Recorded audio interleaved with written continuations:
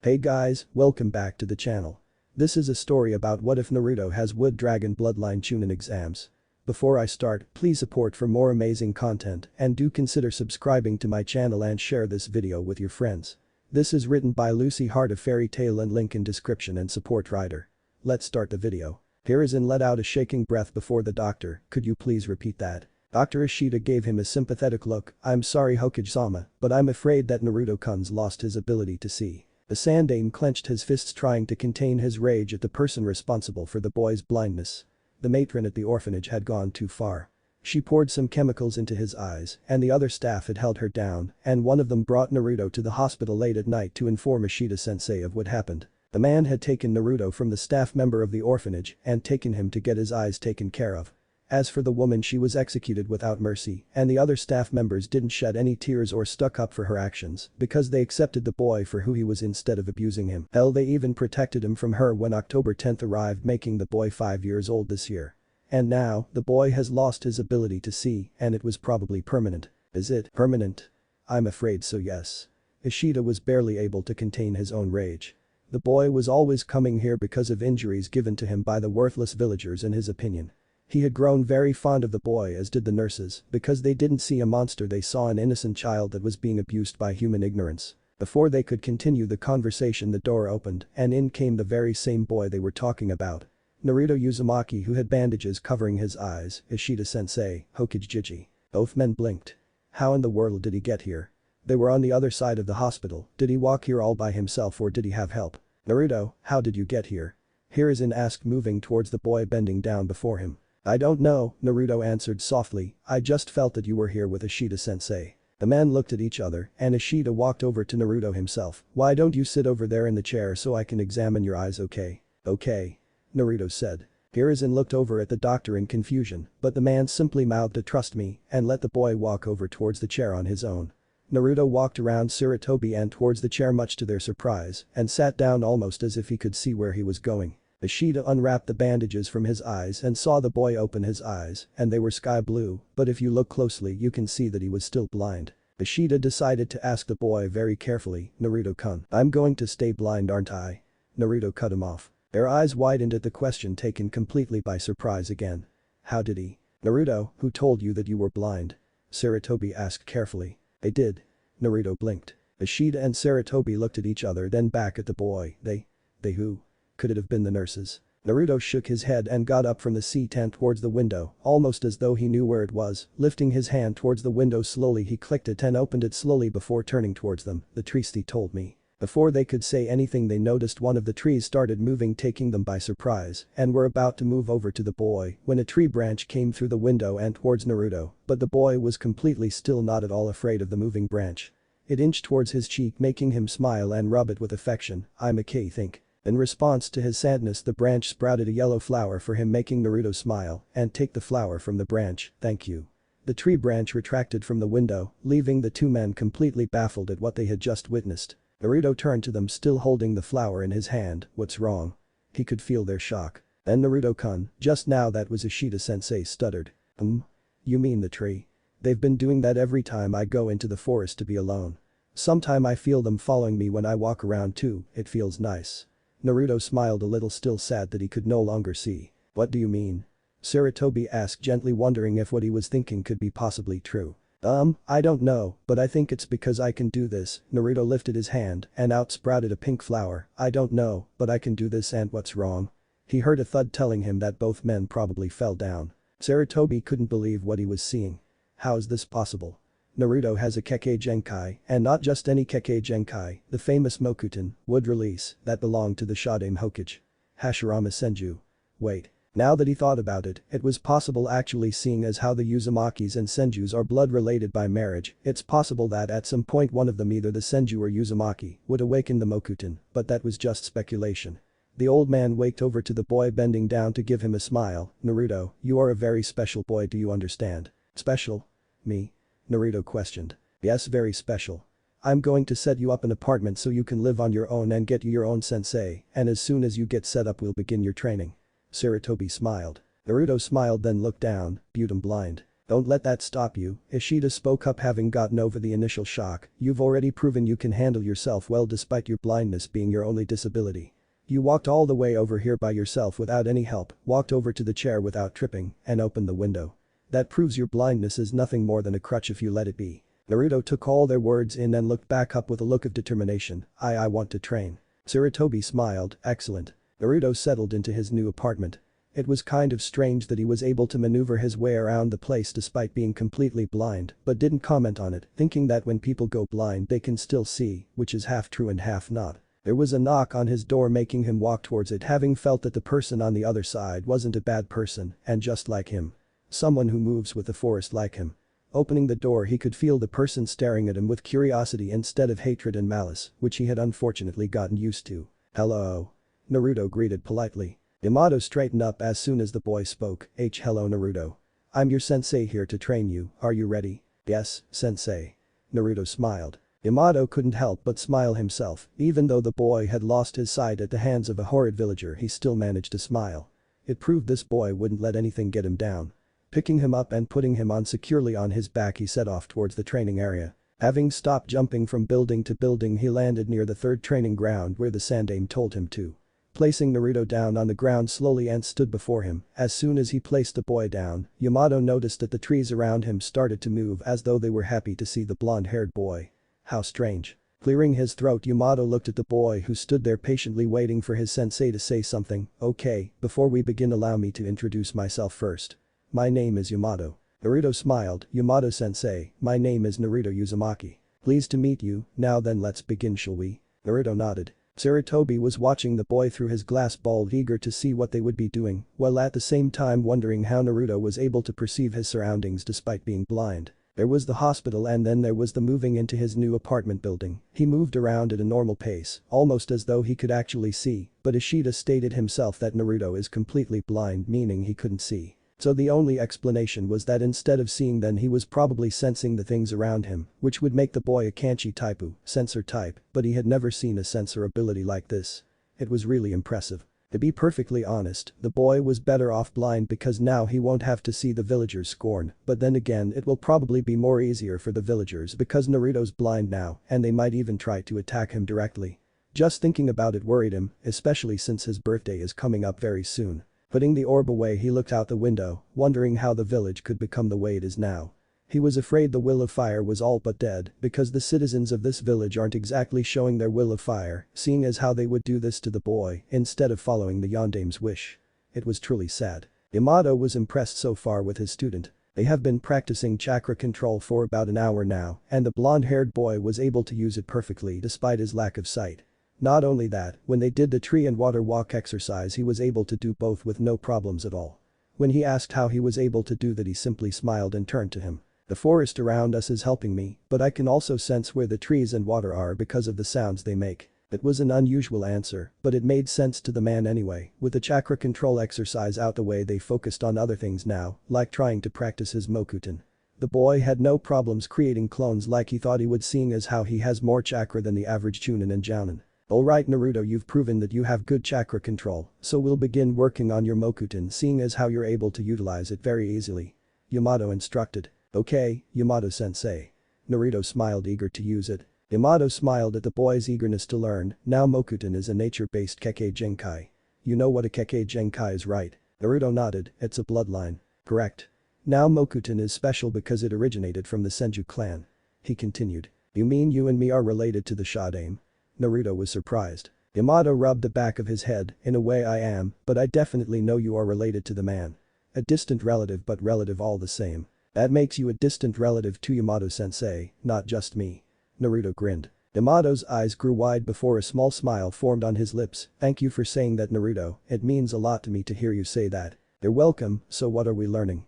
Naruto wondered. Well, for starters I want to teach you the Moku Bunshin no Jutsu, wood style. Wood clone jutsu.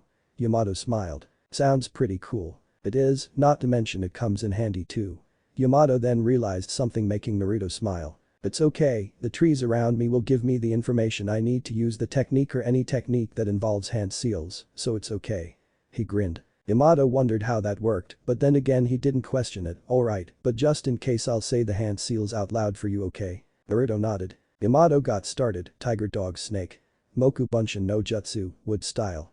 Wood clone jutsu. Yamato created a wood clone that sprouted from his body and stood next to him smiling. It's your turn now Naruto, did you get all that? The boy smiled as a response and performed the hand seals. Tiger dog snake, Moku Bunshin no Jutsu, wood style. Wood clone jutsu. Clapping his hands together 5 wood clones sprouted from his body. 2 sprouted from his right side, 2 from his left and 1 from behind. All 5 clones smiled at Yamato and his clone, making the man's jaw drop while the clone was impressed. That's incredible. He was able to make 5 clones on his first try granted, when I first started I could only make 2, but he made 5 out of nowhere just like that and doesn't look tired at all. Impressive. Yamato thought. It was then he noticed something from each clone, and Naruto, yes. The boy tilted his head. Why your clonesthi are not blind? They can see. Yamato stuttered. Really? Is that true you guys, can you see? Naruto wondered. The clones dispelled themselves with a smile and transferred the memories over to their original, making him smile from ear to ear. It's truth he can really can't see their memories. So that's what you look like Yamato-sensei. Yamato smiled, this just made your training a whole lot easier. That means your shadow clones won't have a problem seeing either. Naruto grinned, yeah. Oh, there's this one technique the forest taught me when I snuck out of the orphanage that one time. What technique did they teach you? Yamato asked curiously. Naruto moved away from the man making him raise a brow. As soon as the boy was close to the 3 wooden stakes he smiled and performed the hand seals, tiger snake, Mokuten Hijutsu. Jukai Kantan, wood release secret technique. Nativity of a world of trees. Bringing his hands together multiple trees sprouted from the ground taking Yamato off guard. As soon as they stopped growing his jaw dropped for what felt like the second time today. There were a lot of trees surrounding him and Naruto with the boy sitting on top of the tree branch with a smile. See? Pretty cool, isn't it? Yamato couldn't help but stare in awe at what he just witnessed. Naruto, that technique you just used. The only one to use it was the Shodaime Hokage Hashirama's Senju. It was a secret technique that only he could use. Really? Naruto tilted his head, the forest didn't tell me that, they only said that a great man used this technique before. They taught me this as a birthday present. The forest? Is he really saying that the forest of Konoha is actually alive and is speaking to him even now? It's never happened to him before, but if what he's saying is true then what else is the forest telling him? Yamato wondered. Are you surprised? Naruto tilted his head with a grin. Yamato returned it, you could say that. So, how did it go? Hiruzen questioned. To be honest with you, he only needs me to help him with the Mokuten. We started chakra control first, and despite the massive chakra reserve given to him by the Kikbi, he was able to mold his chakra perfectly with no problems at all. Yamato reported. Really now? What else? Yamato took a deep breath. Hokage-sama, are you sure that Naruto's blind? That wasn't what he was expecting to hear from the man. Last time I checked Tenzo the boy is completely blind, but he was able to find me and Ishida-sensei in a different room in the hospital just by feeling where we were. Hiruzen told him. Yamato brought his finger up to his chin, then there's a possibility that he's a sensor. He must have sensed your chakra signature and simply followed it. He walks completely normal as though he's not even blind at all. I noticed that as well. He also mentioned that the trees tell him where to go and who's ahead of him, even though he can see himself using his senses as his guide as well as his hearing. Hiruzen informed. He said the same thing, Yamato said, he used one of the Shodaime's secret techniques all on his own, saying the forest taught him and didn't even look tired. Oh? What technique was that? Hiruzen inquired smoking his pipe. Mokuten Hijutsu. Jukai Kantan, wood release secret technique.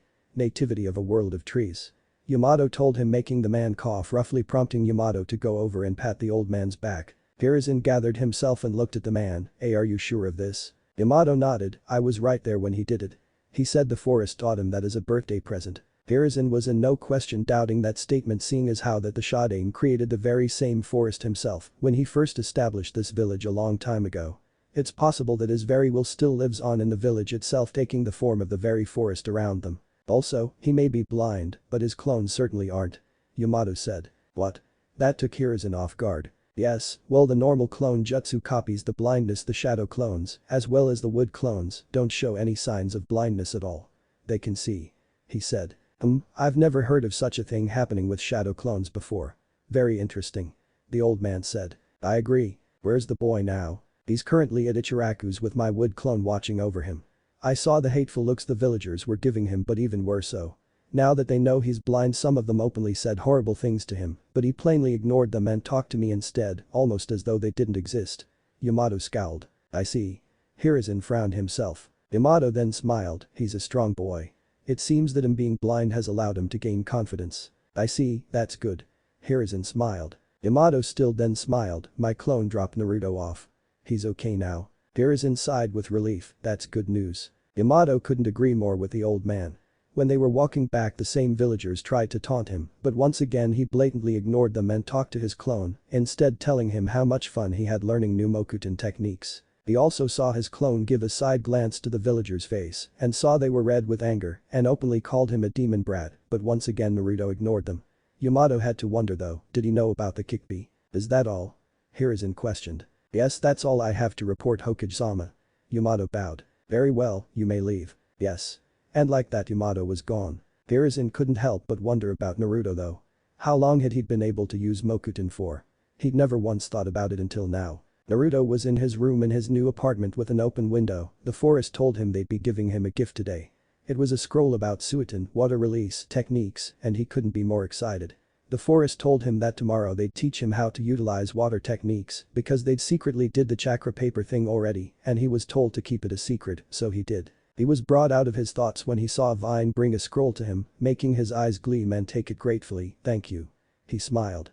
Vine left and he closed the window, tomorrow will be fun. Naruto woke up early and had breakfast before heading out to the forest to train his new Suiton techniques.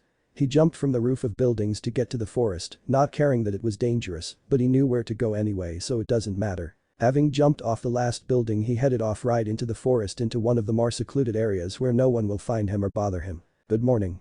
Naruto said to the forest. He heard the trees rustle, meaning they were saying good morning to him as well. Naruto decided to get right to business using the Shadow Clone Hand Seal, Kage Bunshin no Jutsu, Shadow Clone Jutsu. He created a shadow clone that smiled at him. Naruto handed the scroll over to the clone, I need you to read this and perform the hand seals. When you're down with that, dispel yourself and send me the information, okay? The clone took the scroll and nodded, you got it boss.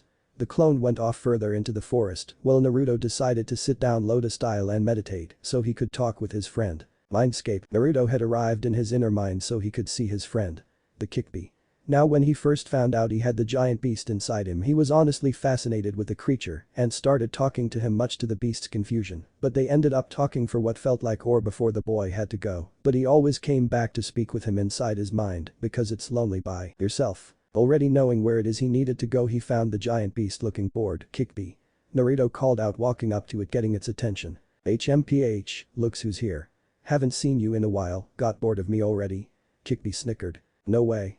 You're always fun to talk to, a lot more than the villagers. They annoy me. Naruto huffed crossing his arms. You and me both. Kikbi then noticed something and leaned closer to the boy and saw the state his eyes were in. What the hell happened to your eyes? Naruto shook the back of his head, well you see the scary lady at the orphanage poured some stuff in my eyes that really burned. When I woke up, I was told by the trees that I was permanently blind. Kikbi was pissed. He already hated the village for sealing him, but to do this to his container was just despicable. He growled menacingly wanting to kill the woman, but a hand was placed on his snout, making him look down at the boy who was smiling. It's okay, the mean lady was killed by Gigi. And besides I don't need my eyes to feel the gentle breeze, hear the sounds of the rustling trees, or walk wherever I want. The trees do that for me or I do it on my own, plus I can still fight even though I'm blind. I won't let this by crutch. I promise. Kikbi looked down at the boy with a newfound respect for the first time. His previous hosts, Mito and Kushina, earned his respect in some ways, but this boy. Naruto was something else. You're something special, kid. Kikbi smirked. Naruto grinned, yep. Oh, I know how to make you a better landscape so you can be more comfortable. You wanna see? Kikbi raised a brow but gave into curiosity, show me what you've got. Naruto grinned and brought his hands together concentrating, Mokuton. Saichi Mori, wood release. Sacred forest. The surroundings started to change as trees began to sprout from the mindscape, erasing the water below them and the walls, overall changing the scene altogether. When it was done, the Kikbi realized he was no longer in the cage and instead inside a giant shrine with fox symbols painted all over the walls. Looking outside he saw that it was actually sunny out and there were giant trees everywhere, as though protecting the fox. What? Kikbi stared. Naruto yawned sleepy from using the jutsu, do you like it? I made it myself, but it was really hard. Kikbi may not have liked the Mokuton, but the kid uses it so well and efficiently that it was simply amazing. I'll admit, this is much better than your previous mindscape. It is.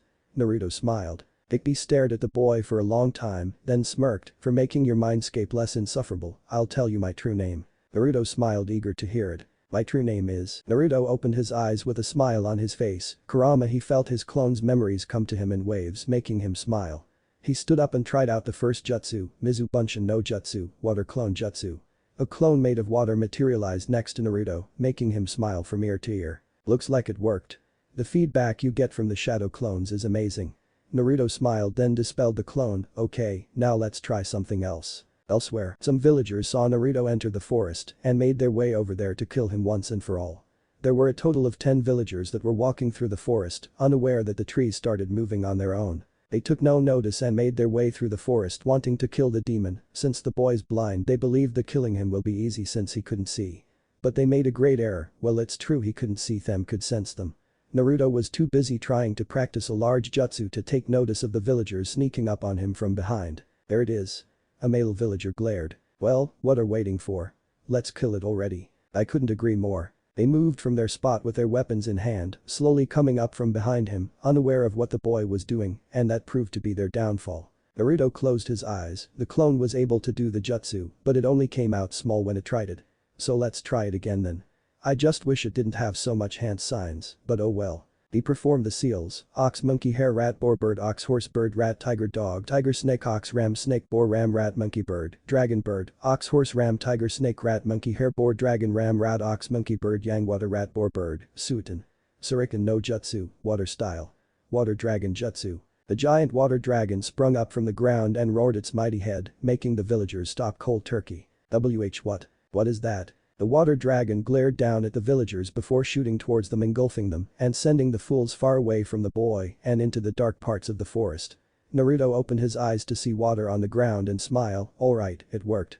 He then looked around. I thought I heard voices earlier, did I imagine it? The water dragon brought the villagers gathered here to kill Naruto to the dark place of the forest, where it left them on their own before vanishing. Before the stupid men could do anything, one of them screamed and disappeared, making the others frightened. Looking around, they saw no one, but that didn't mean they were being watched. Before they knew, 2 more of them disappeared, then another guy, making them scared, and this should be. You never mess with the forest of Konoha. Naruto simply practiced, unaware of the begging carnage of the foolish male villagers that tried to kill him just not too long ago. Okay, let's try the other one, then I'll go and get lunch before coming back to get right back to it again. He preformed another hand sign: tiger, snake, rat, snake, tiger, suitin. Sujinheki, water style. Water wall. Taking a deep breath, he sprouted some water out of his mouth and formed a wall around him before cutting the jutsu off. Okay, I got them memorized to memory now. His stomach rumbled. Now I'm hungry, I'll head over to Ichiraku then. He walked out of the forest and spotted some buildings to jump from so he could head over to his favorite place, but something stopped him. Stopping on one of the buildings, he sensed a chakra signature that felt gentle and kind, yet very deadly when it wants to be surrounded by 3 individuals. Following the signature, he stopped when he spotted the figure, and it was indeed surrounded by 3 individuals that had bad intentions, something he all too familiar with. Being mean to a girl is just wrong. He jumped down, getting their attention, making the 3 boys step back from the girl as she jumped in surprise when he landed in front of her. You shouldn't be mean to her just because you're bored. It's not nice. Huh? One of the boys smiled. That lost, you loser. Yeah, you're nothing but some stupid orphan anyway. Naruto rolled his eyes. You're stupid. What did you say? I said. You're stupid. Naruto smiled. One of the boys charged at him, sending a punch, but due to the blonde boy's enhanced senses, he felt it coming and ducked, then sent a hard punch to his gut, making him fall over and grip his stomach in pain. Naruto stood up and stared at him. Attacking a blind person isn't very smart. That's why I called you stupid earlier. He didn't wait to hear the replies of the other 2, because he made the shadow clone hand sign: Kage Bunshin no Jutsu, shadow clone jutsu. 2 clones appeared before the boys, and they had their sight so they could see them. The 2 clones attacked the other 2 boys, punching one hard in the face, while the other one kicked the other boy in the gut, making him hold his stomach in pain too. Naruto sighed and dispelled the 2 clones before turning to look at the silent girl. Are you okay? He felt her flinch when he turned to speak to her. Yes, I'm fine. Thank you. She bowed. Good. I don't like it when people bully others, it's not right. Naruto crossed his arms. I am Hinata Hyuga. What's your name? Hinata asked politely. Naruto Uzumaki. He smiled. Somehow Hinata felt herself smiling as well. Is it true that you're blind? Naruto nodded. Yeah, I'm blind, but I can still see where I'm going by listening and sensing. Listening and sensing? Hinata tilted her head in confusion. He nodded. I can hear the birds chirping clearly, I can hear people walking around, and I can sense where they are too. But for special people I can see and sense the blue aura around them, but sensei corrected me and told me that it wasn't aura, but chakra. I sensed yours, so that's why I came here. It's kind and gentle, yet strong. Hinata blushed when he complimented her like that. No one else had ever complimented her, not even her father. Thank you, Naruto-kun. You're welcome, Hinata-chan. By the way, what color are your eyes? I bet they're really pretty. He smiled. She blushed even more when he complimented her eyes. Well, SMP people say it's lavender. Naruto blinked, then smiled. I can see it. Oh wait, actually I can't, but I think I know that your eyes are the most prettiest eyes in the whole village. If possible, she was redder now than she was ever before. It was official, she already had a crush on the boy. Naruto's stomach grumbled again. That's right, I'm still hungry. I'll see you around then, Hinata-chan. He jumped up on the side of the building before jumping from rooftop to rooftop, heading towards Ichiraku, leaving a blushing and smiling Hinata behind him. Yep.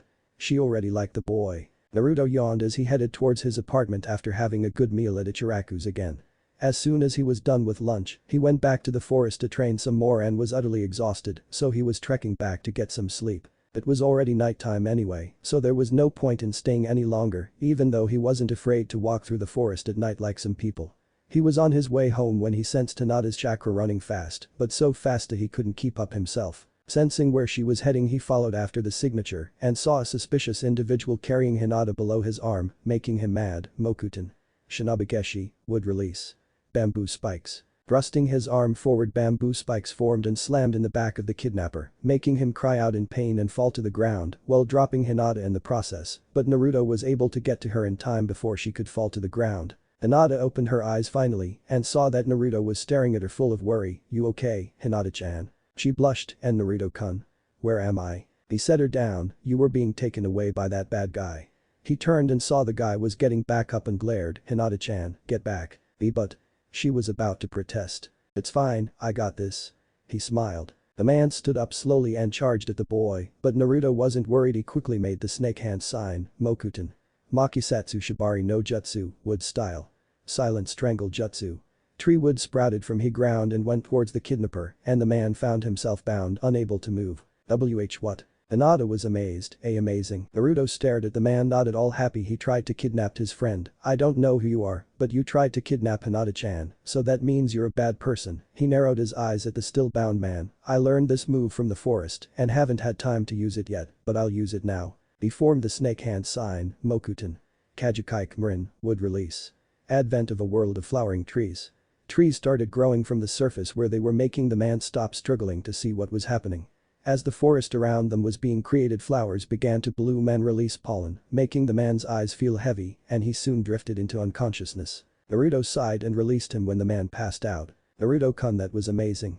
How did you do that? Hinata asked in awe. Before the blonde could tell her, he passed out himself due to exhaustion. Naruto-kun. She went over to him trying to wake him up, but stopped when she realized he was only sleeping and smiled. Thank you. No longer after she said that her father appeared as well as the Hika guards, she wondered how long they had been here, or maybe they just got here. No, something told her that they were here the whole time and saw what Naruto did to save her. Was that a good thing? Or a bad thing? Naruto opened his eyes slowly, sitting up from the futon he was laying on, and yawned while stretching. Looking around, he saw he was surrounded by fancy-looking walls. Even his clothes were fancy because he was wearing an elegant hakama. He tried to remember just what did he do to get himself in this predicament, then remembered he saved Hinata from a kidnapper, then he knocked him out, then he passed out himself. He was really tired. The sliding door opened, alerting him. Uzumaki-sama, Hiashi-sama requests your presence in his office. It was a member of the Hika branch house, he could tell. Naruto found himself nodding. Okay. He got up from the futon and neatly making the blanket before following after the branch member that was taking him to meet Hiashi. He heard about the man before from Jiji. He said that the man was really STST stoic, that's the word, so he had to behave himself just like Yamato-sensei said. Manners are always important. He stopped walking when the bodyguard did. The guard knocked. Hiashi-sama, I've brought Uzumaki-sama. Send him in. A voice on the other side ordered. The guard opened the door, allowing Naruto to walk inside, and stared at the tall man before him. Naruto bowed his head in respect, and Hiashi did the same to the boy as he watched him sit before him in his office. Naruto, first allow me to thank you for saving my daughter last night. Hiashi actually smiled. Naruto bowed his head a little. It's fine. I'm just glad Hinata-chan is alright. As am I. You did a very brave thing yesterday, but it was also dangerous. You passed out right after that man did. He frowned. Naruto smiled nervously. Well actually, I've been practicing Suiton all day yesterday while training and felt really exhausted, so I was on my way home to get some sleep. Suiton? Then what was that you used last night? Hiashi asked curiously. Mokuton. I've been able to do it for a while now and just started to practice it. Naruto explained. Hiashi's eyes widened, so I was right, that was the famous Shadame's Mokuton he used yesterday. There was something else he wanted to ask, Naruto, if you don't mind me asking. You're completely blind, aren't you? Naruto nodded, yep. I don't need my eyes to see or feel things when I can either sense or hear them. I'm able to see a person's chakra or sense it, that's how I was able to sense Hinata nearby me when she was being kidnapped yesterday. I can also feel the vibrations in the earth too, like those 3 jerks that were trying to bully her yesterday. I felt one of them send a punch my way, but I was able to detect and counter it. So he can ready a person's movement simply by feeling vibrations in the ground. I've never heard of such a thing before. Hiashi was intrigued now, so you saved my daughter twice yesterday then, thank you. There's no need to thank me, Hiashi-san, I should be thanking you for even letting me stay here. I didn't mean to intrude. Naruto said honestly. You don't have to apologize, after what you did yesterday me and the elders came to a conclusion. Naruto Uzumaki, you are hereby protected by the members of the Hyuga clan. Should any of the foolish villagers try anything they will face our wrath. You are also welcome to come to the Hyuga manor as many times as you like. He smiled. Naruto was taken by surprise, but smiled anyway and bowed, thank you very much, Hiashi-san. You'll be calling me father soon when you turn 18. He didn't mention that he and the elders decide that he and Hinata were engaged and neither child knows about it, seeing their reactions should be somewhat interesting. Here is inside when he put a piece of paper down from the rakeage, demanding the head of Hiashi Hyuga as compensation for the death of their ambassador, even thought the man had confessed that it was the rakeage himself who sent him here in the first place to steal the Byakugan secret through Hinata. The man was executed not too long ago for trying to kidnap the girl, and now they were demanding compensation. It was a good thing that they didn't know about Naruto possessing the Mokuton, otherwise they'd be asking for him too. He smiled when he heard from Hiashi yesterday that the boy had saved her from the fool, using another one of Shadame's techniques yesterday. The boy was progressing, but Tenzo was obviously worried when he heard Naruto had passed out yesterday, having already seen the boy as his little brother as well as student. He already made preparations for the boy to enter into the academy, ignoring both the council and shinobi's protests. He is the Hokage and he made the decisions, not them. And he won't be alone because Hinata will be by his side the whole time. Going to the academy. Konohamaru and the Genin test for Team 7 starts in the next chapter. And I'm going to explain why Naruto's shadow clones can see and not him while the normal clone jutsu can portray the blindness. Shadow clones are sentient and true, they are carbon copies, but Naruto's shadow clones have always been special. Also, Naruto can't sense anyone if they completely hide their presence like Kakashi can, or if they're standing on water, so he's at a disadvantage in that department. And I apologize if I made Naruto's character overpowered, that was not my intention, but I ended up doing it anyway with water dragon technique and apologize for that. I got a little too excited making the chapters and gone a little overboard. Since Naruto's a preteen he can use the techniques without getting tired all that much since he has extra chakra reserves thanks to Kurama. And speaking of Kurama, he does still hate humanity with a passion, especially Madara Uchiha, but respects Naruto a little because of how they met, and I will explain that in a flashback as well as how Naruto can get around while blind. Hinata and Naruto walked hand in hand to the academy, with one of the Hyuga bodyguards following right behind them, eyeing the villagers carefully. Hinata could see the villagers give Naruto hateful glares and calling him names, but he ignored them in favor squeezing Hinata's hand and walking ahead of him. He really needed to concentrate on the route to the academy and had to focus, so he had no time to listen to the villagers' nonsense. Speaking of which, he heard that 10 villagers disappeared and no one seen them since. The Anbu had been searching for them but found nothing so far. Naruto wondered what could have happened to them. Oh well, it was probably none of his business. Hinata squeezed his hand back with a smile, happy her father said she could still see Naruto. She had decided yesterday that she had fallen in love with him the first time she met him. She didn't care he was blind at all, he was strong, kind, and brave. The building to the academy came into view and Hinata saw other children were gathered around. She turned towards the guard, thank you for escorting us here, you can leave now if you want. The guard bowed, be careful on your way home from school, Hinata-sama, Uzumaki-sama. He walked away from the kids at the gate while they walked near the other children. Hinata saw some of them move away as soon as they saw Naruto, making her frown. It doesn't bother me, you know. Eh? That doesn't bother me at all, I've stopped caring about what people think of me a long time ago, Hinata-chan. So it's okay.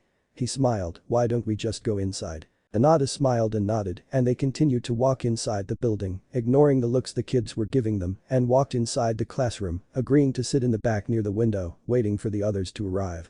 She would protect him from their cruel words just like he protected her. The classroom started to fill in, and the students were taking their seats. A few interesting individuals looked over at Naruto and Hinata, and that was Shikamaru Nara and Choji Akimichi. Shikamaru was told by his dad that Naruto was blind but walked around the village as though he could still see, confusing the boy. Is it a blind thing? The door opened and Iruka walked in the classroom, making the class quiet down. Alright class, settle down. Welcome to the academy, today you will learn to be ninja and go out into the real world. Hi sensei. The class said in unison. Iruka eyes Naruto, hearing from Sandaime that the boy became blind by the matron of the orphanage and she was executed as a result. Deep down he felt the woman deserved it for doing that to such a small innocent child. He may have at some point and time felt the same way, but he realized how stupid he was to believe something like that and not see the real him. He was no different from the villagers because of his thinking, but thankfully he saw just how much he would have turned into the villagers, thinking of such things if he didn't get his act together.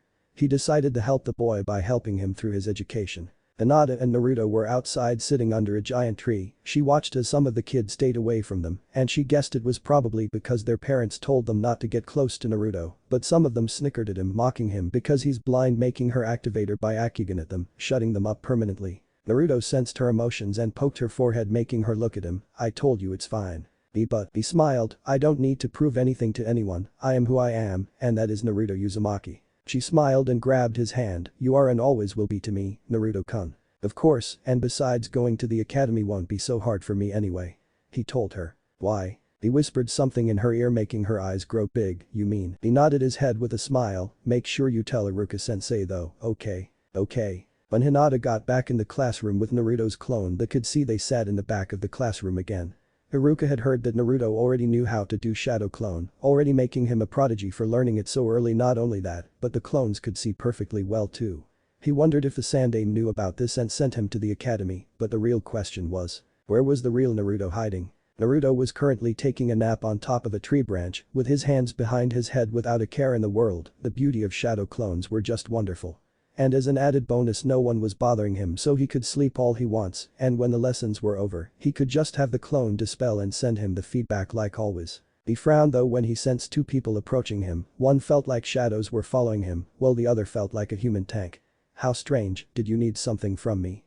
He asked without opening his eyes. Shikamaru stopped in his tracks and stared up at the blonde, as did Choji. Are you sure you're blind? Last time I checked, yes. I repeat, do you need something? He repeated. We noticed you were skipping class, but we just saw you in the classroom. Choji said, a little confused as to how there could be two of them. Shikamaru sighed. Troublesome, you used a shadow clone, didn't you? Naruto smiled, his eyes still closed. You're smart. Choji looked at his best friend. Shadow clone.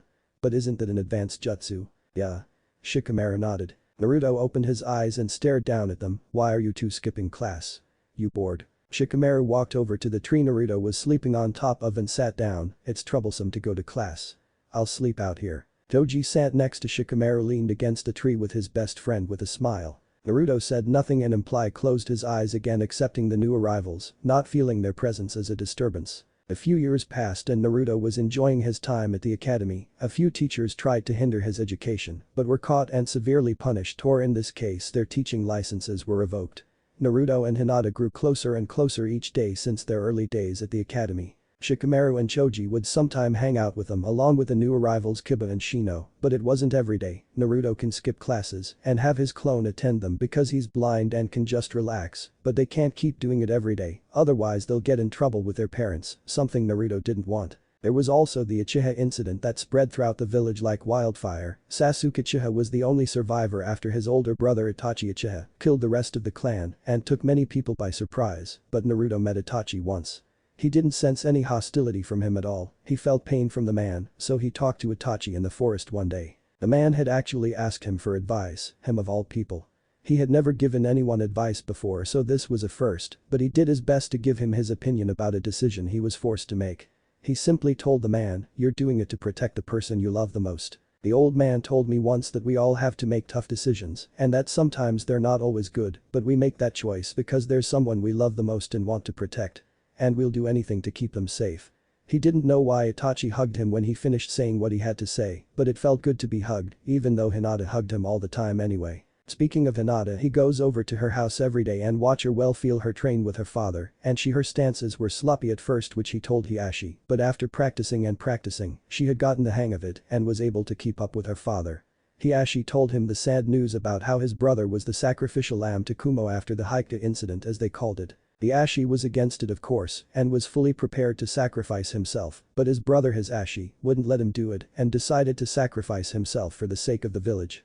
The man showed such a sad expression because he couldn't save his brother. It made Naruto feel sad for the man, as well as Hinata and Niji, her cousin, who she calls Niji Nai-san. He met her little sister Hanabi too, and the girl was adorable as a baby, but now she tries to attack Naruto all the time, seeing as how he would always sense her coming or block her attacks whenever she sees him, but he always got her in the end, making him laugh.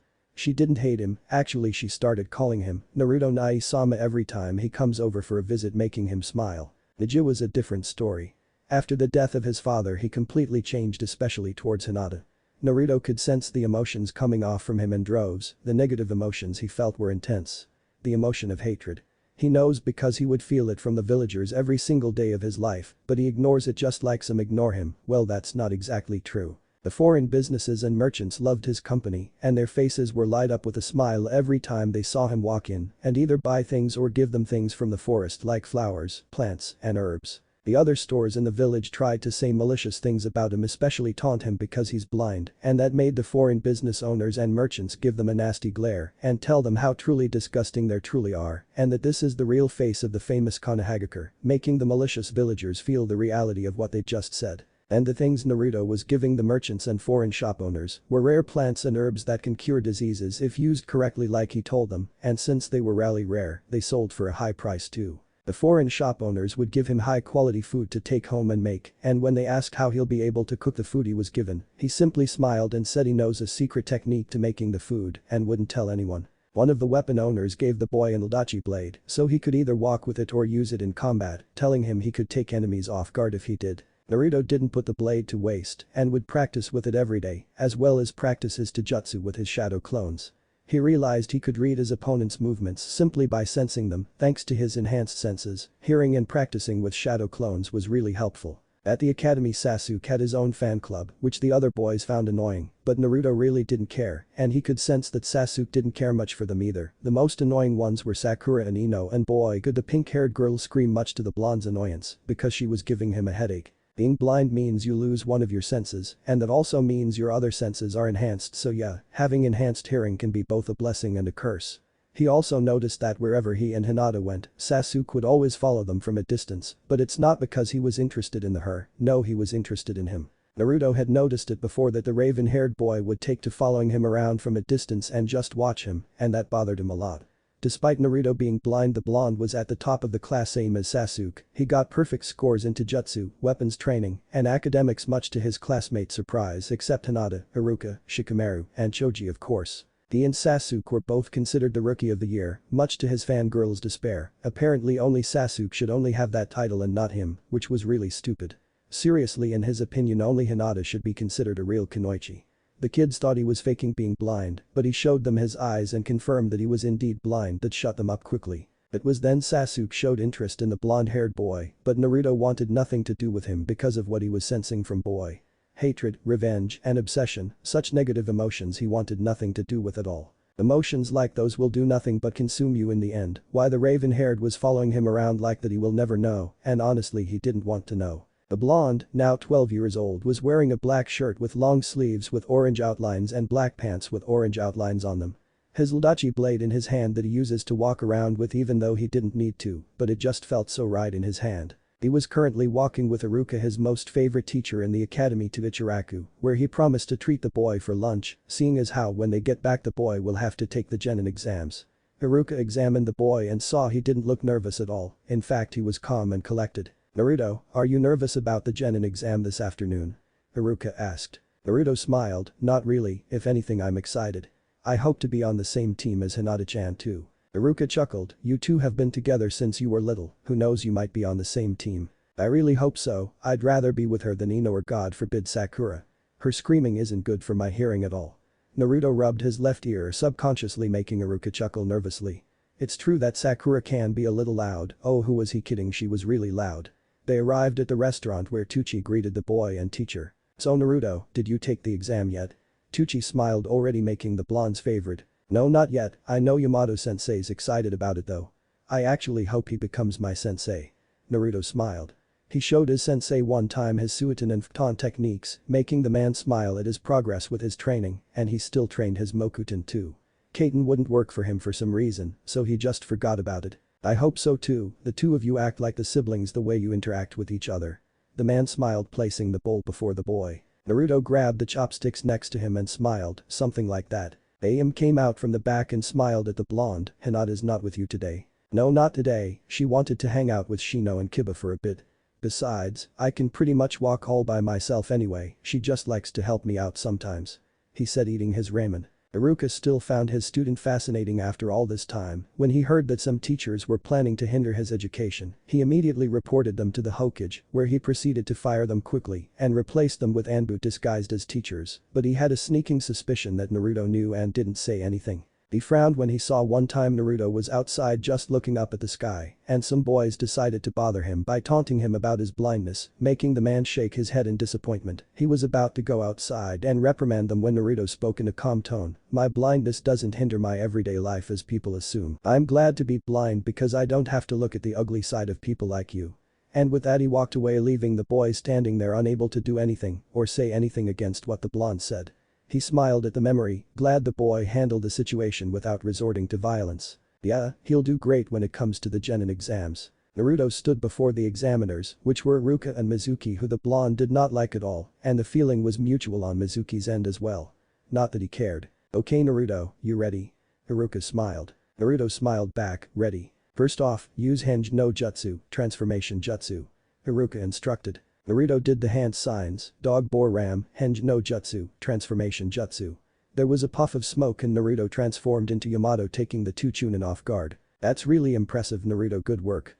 Iruka marked passed for the transformation technique. Naruto transformed back, "Thank you. Now, the Kawarimi no Jutsu, body replacement jutsu." He smiled. The blonde smiled and got right to it, tiger boar ox dog snake, Kawarimi no Jutsu, body replacement jutsu. He replaced himself with a log. "Excellent again." Iruka marked passed. Naruto jumped down from the ceiling and smiled. "And the last would be the Bunshin no Jutsu, clone jutsu." Iruka said. "Do you want me to use the normal clone jutsu or shadow clone jutsu?" Naruto asked. Iruka smirked, not paying to the look of disbelief on Mizuki's face. "Surprise us." Naruto made the tiger sign, Kage Bunshin no Jutsu, shadow clone jutsu. Two Naruto clones appeared on each side of him, making Mizuki's eyes widen. Iruka smiled again. "Excellent job Naruto. You passed the exam. Congratulations, you are officially a genin." He tossed the boy his headband and the blonde caught it with a smile. "Thank you very much." Naruto bowed as wrapped it around his forehead and moved towards the way where his long sword laid. Grabbing the blade he walked out of the room, closing the door behind him. Mizuki looked over at Iruka, still flabbergasted. He can use shadow clones. He's been able to do it since he was 5 years old. Iruka smiled. "But that's a B-rank technique. I was just as surprised myself when I first saw it in my classroom, and by the way Mizuki.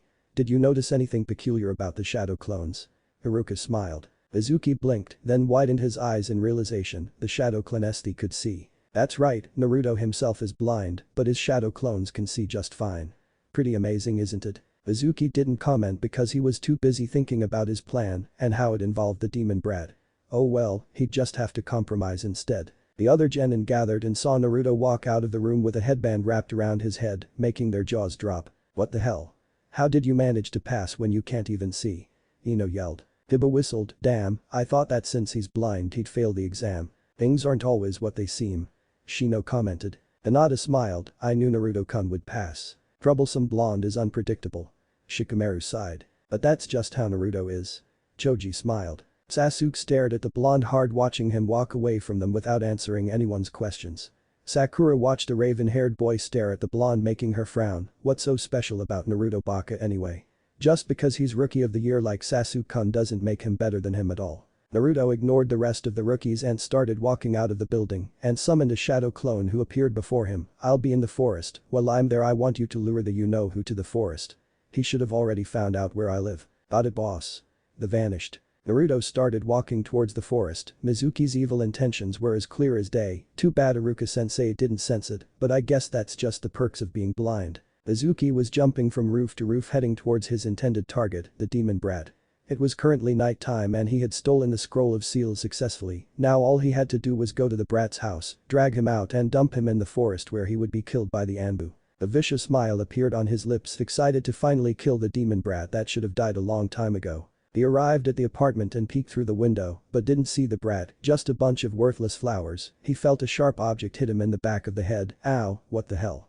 He turned around and saw the very same brat he was looking for. The shadow clone gave Mizuki a cold glare and turned his back to him. You want me, right? Then come get me, if you can keep up, that is. And like that he took off with a small smirk on his lips. You little brat. Mizuki chased right after him, ignoring the fact that he was being lured into a trap and by a shadow clone no less. The clone led Mizuki right into the forest where Naruto hangs out all the time and stood there with his back facing the chunin. End of the line, brat. The clone tilted his head so Mizuki could see and realized something too late. You. It is the end of the line for you, that is. The clone dispelled and he heard laughter from above a tree branch and saw Naruto staring down at him. I didn't really expect you to follow my clone all the way here, but I guess that goes to show just how stupid you really are. Naruto smiled. Shut up, demon brat. Mizuki yelled. Naruto rolled his eyes. Don't you people get tired of saying the same old things every day? I know that I have the Kikbi sealed inside me and I don't really care. What? Naruto smiled. Let me guess, you were expecting me to break down or something, right? Get over yourselves already, I've got better things to do than wonder about what you idiots think about me. Mizuki felt the scroll on his back yank off forcefully, sending him to the ground. Looking behind him, he didn't see anyone. When he turned back, he saw Naruto was gone and looked around nervously, taking out the giant shuriken off his back. Where the hell are you? He heard laughter making his blood run cold. What's the matter, Mizuki-sensei? Why so scared? His voice sounded throughout the forest. Mizuki was still looking around, his heart beating fast. That's a fast heartbeat I hear, Mizuki-sensei. The man stopped moving, sweat pouring down his face. How? Didn't you know? I have very good hearing and I can hear your heartbeat pretty well. It's beating really fast. You're scared, aren't you? Like hell I am. Your heartbeat says otherwise. You really shouldn't lie, Mizuki-sensei. Because you're not very good at it. Shut up.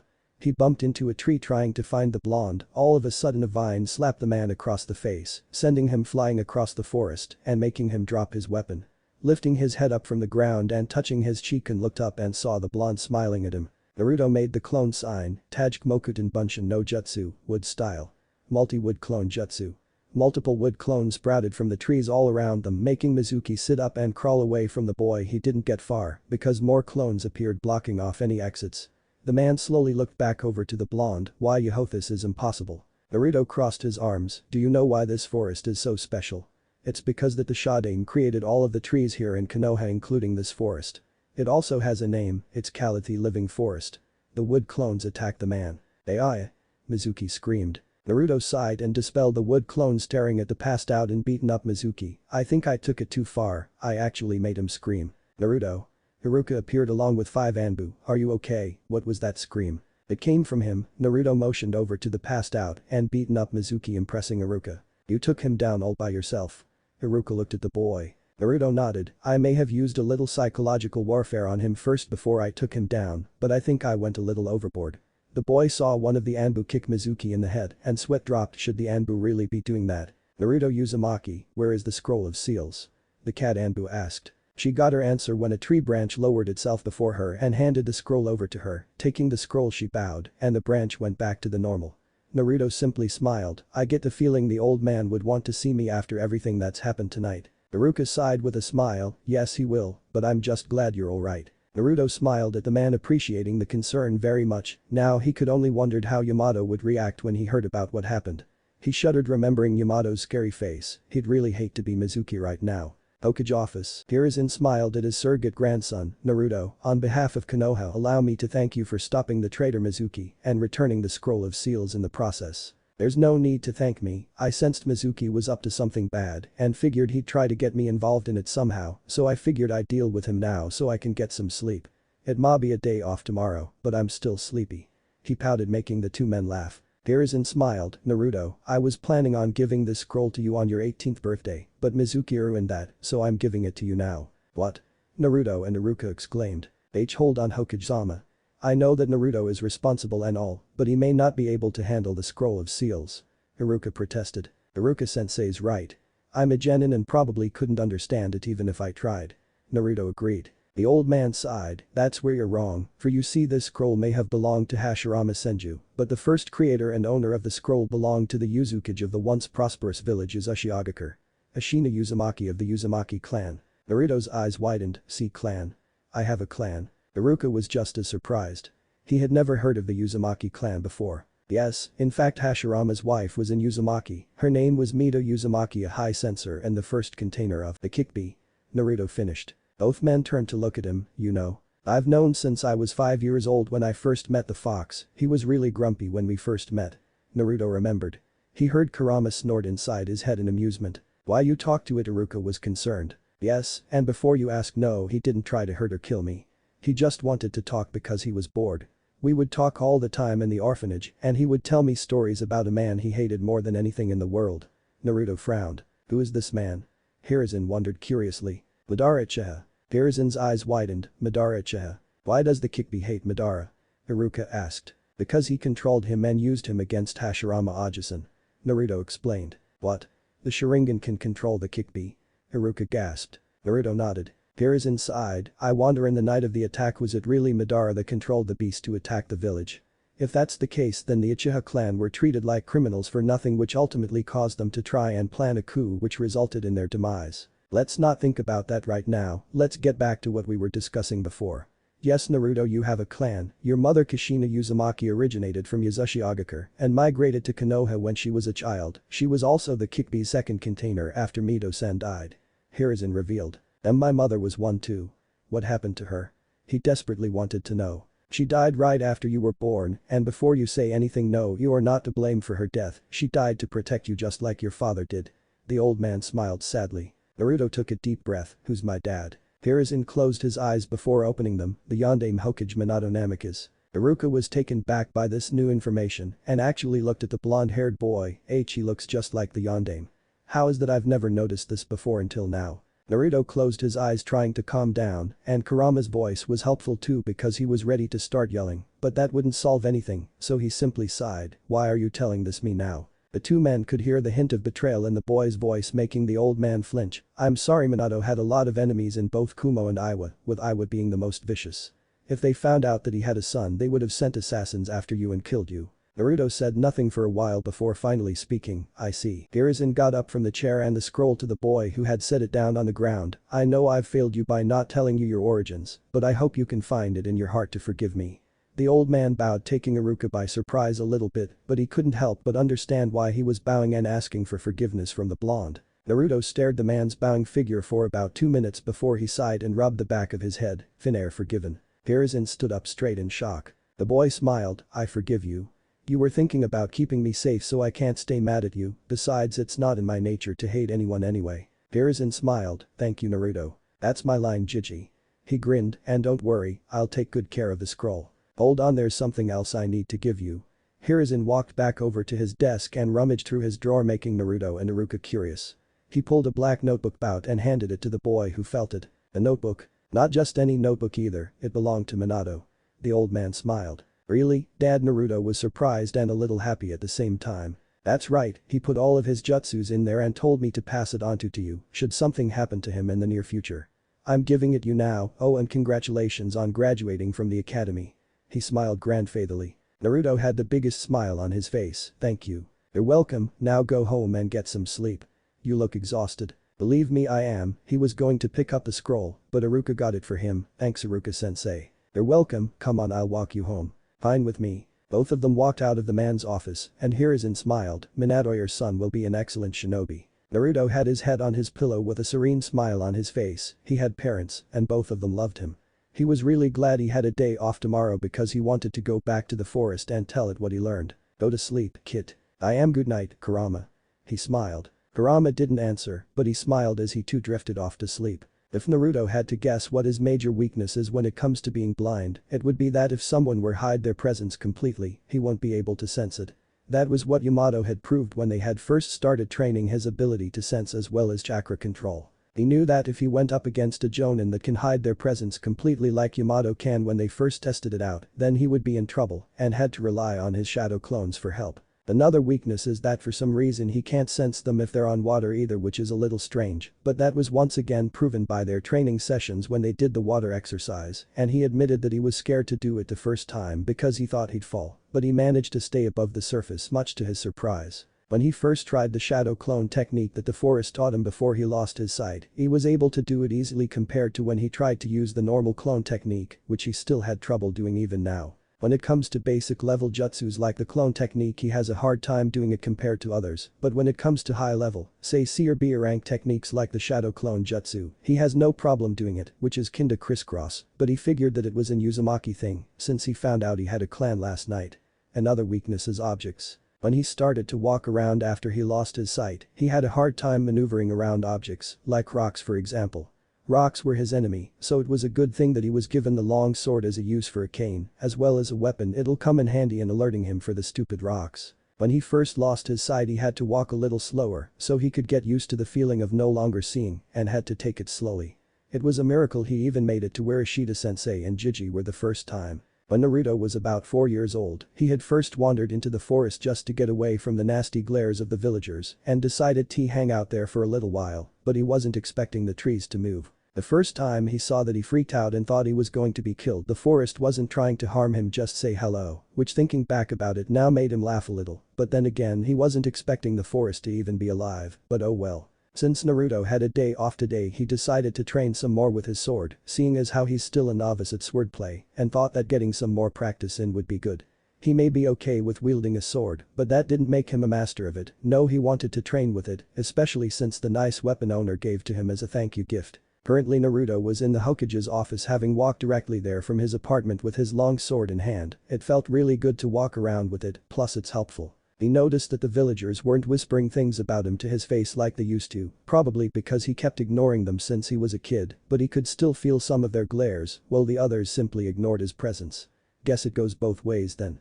He ignores them and they ignore him, but they do it out of malice, he does it out of boredom. Anyway, he had gotten his picture for his new ID and was now currently in the Hokage's office so he could see the picture. Hiruzen smiled. "This looks like a good picture, Naruto." "Thanks, Jiji." Naruto smiled. "So what do you have planned for today?" "I was going to go to the forest to train some more. I need to work more on practicing some kinjutsu with my sword.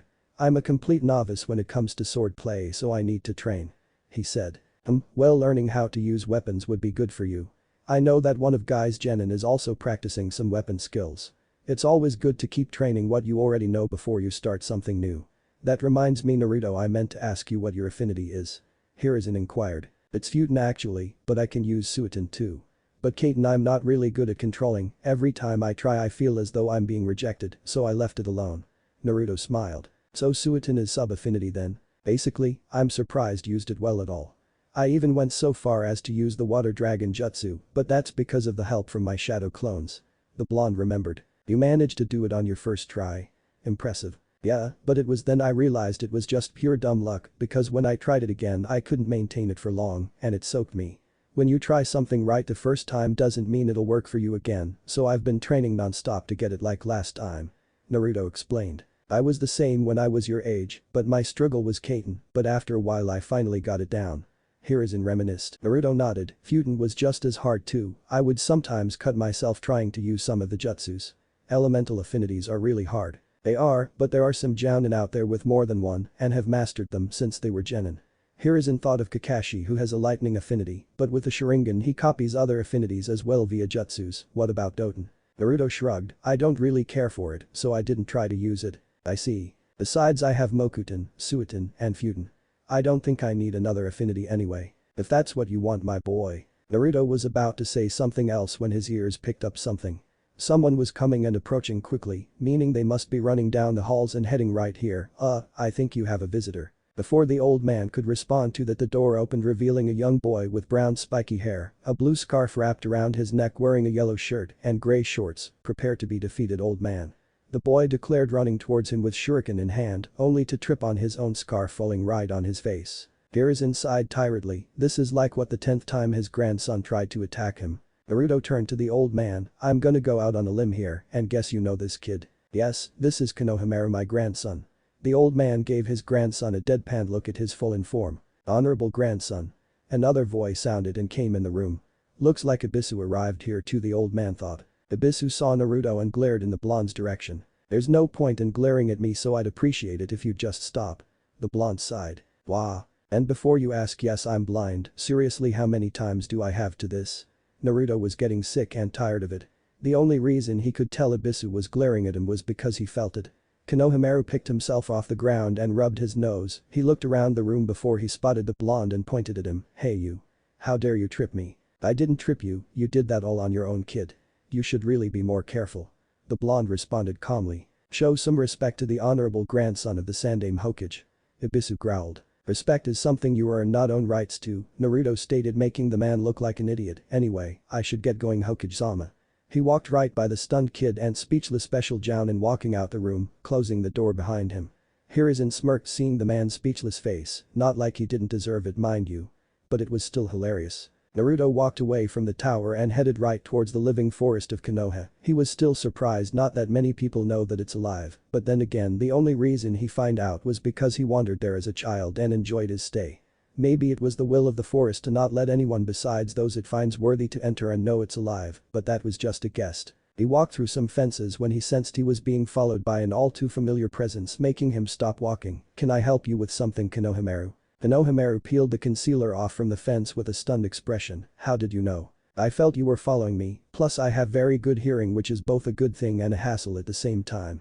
Naruto told him. Konohamaru stood before him. Wow, you really are blind, but you were able to tell I was following you anyway. That is so cool. Naruto chuckled. He had never been called cool before, but it was still a nice feeling. Thanks for the compliment. Now did you need something? Konohamaru gave him a determined look. I want you to make me your apprentice. Silence. What? I want you to train me. I can tell you're strong, and I want to beat the old man so people will see me for me. He said. Naruto blinked at that declaration, but thinking about it, he realized that the kid just wanted to be seen as the individual Konohamaru and not the title honorable grandson. It had to be annoying to be constantly called that title given to him by the villagers and shinobi alike, just like he was constantly called demon brat. He sighed. Follow me then. He walked ahead of him and the boy followed without a word. Hey, how did you become blind anyway? Were you born blind? He asked out of curiosity. No. Naruto answered immediately. Then how? You don't need to know. Konohamaru pouted but let it go, seeing the blonde didn't really want to talk about it right now. Naruto led them all the way to the living forest, making the little boy look around in awe. Wow, pretty amazing, isn't it? It is. This forest is so huge. Konohamaru smiled. You know this forest has a name. It does? What's it called? The living forest. The living forest? The boy questioned. Naruto smiled. I came here once when I was a kid and the trees started to move on their own as well as the branches. I was scared at first, but then felt comforted, almost as though someone was watching over me. Konohamaru looked at the trees. How come they're not moving now? They will, just not right now. Anyway, before you start any jutsus you need to learn chakra control first. Naruto told him. Chakra control, what's that? It means controlling and wielding your chakra. It's important to learn chakra control because it could end up saving your life and prevent you from getting killed in the near future. Naruto told him, seriously repeating what Yamato-sensei said to him the first time. Konohamaru gulped. Try to send chakra to your feet, then walk up a tree with just your feet and not your hands. But make sure you focus because that's important. Naruto instructed. It felt weird for him to be telling a kid what to do about chakra control. Why did he sound like Iruka-sensei for some reason? Konohamaru nodded and closed his eyes, concentrating his chakra to his feet, hoping that he was doing it right. Opening his eyes, he saw his feet had blue chakra around them. Wow. Looks like you got it from the sound of it. Okay, now try walking up a tree. He told the boy. Konohamaru walked over to the tree and slowly walked up while smiling. I did it. As soon as he said that, he lost his concentration and started falling, but Naruto caught him before he could hit the ground. I forgot to mention that concentration is important, so you might want to focus more on walking on the tree than announcing you got it, otherwise you'll fall like what happened just now. Naruto told him, putting the boy back down on the ground. That was still pretty cool. Hey boss, guess what? Konohamaru grinned. Naruto raised a brow. Boss. He let it go and answered the boy. Yeah. Someday I want to be Hokage so people will see me for who I am. The boy smiled. Naruto smiled. Hokage, huh? Best of luck to you. Honorable grandson. Ibisu ran towards them and stopped. What are you doing all the way out here and with this degenerate? He's really starting to get on my nerves. The blonde thought. He's training me so that I can become Hokage someday. Konohamaru declared. Young master, to be Hokage you must know a variety of jutsus, Ibisu lectured, besides you can learn nothing from this fool, he will only lead you to ruin. Talking about yourself. Naruto tilted his head. What? Don't you think it's downright despicable to insult a blind person? I think so, tell me something Four Eyes, how did someone like you even become a special jounin anyway? Seems like a waste. The blonde smirked. Konohamaru giggled at Abisu, making the man's face turn red. How dare you? He was about to approach the blonde when he felt the tree around them make noises and the leaves rustled, making him stand completely still. Judging from your reaction you felt it, didn't you? Naruto inquired while gesturing Konohamaru to stand behind him. What are you talking about? Naruto smiled, I think you made the forest mad. Suck to be you. One of the tree branches moved, scaring the crap out of Abisu. What is this? Anyone who makes the forest mad is considered their enemy, and you Abisu have become its enemy. Naruto said, charging at Abisu until he was right in front of him and punched him hard in the gut, making him double over in pain, and by the way, he lifted up his sheathed sword, never underestimate a blind person. He knocked the man out, but hitting him in the back of the neck with the scabbard tip. Geez, Gigi needs to get better special jounin. Naruto sighed. That was awesome. The trees moved. I saw it this time. Konohamaru grinned. I guess it is amazing the first time, huh?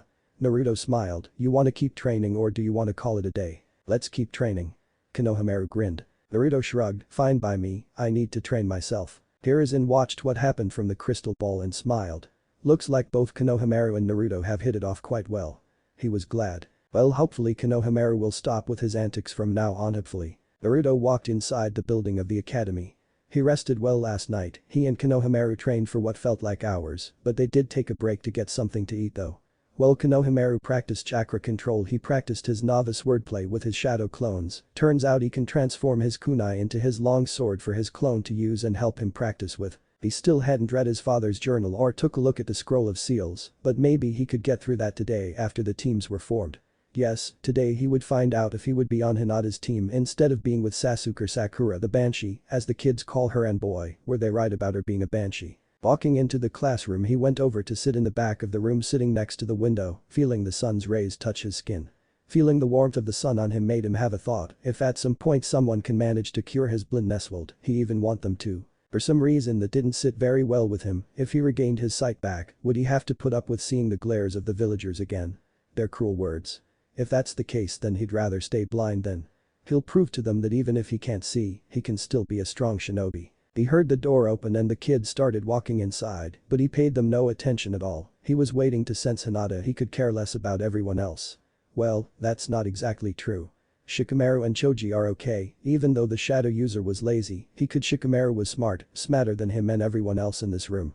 Speaking of Shikamaru, you're going to sit over here, Shikamaru? Naruto asked. Troublesome, did you hear me or sense me coming?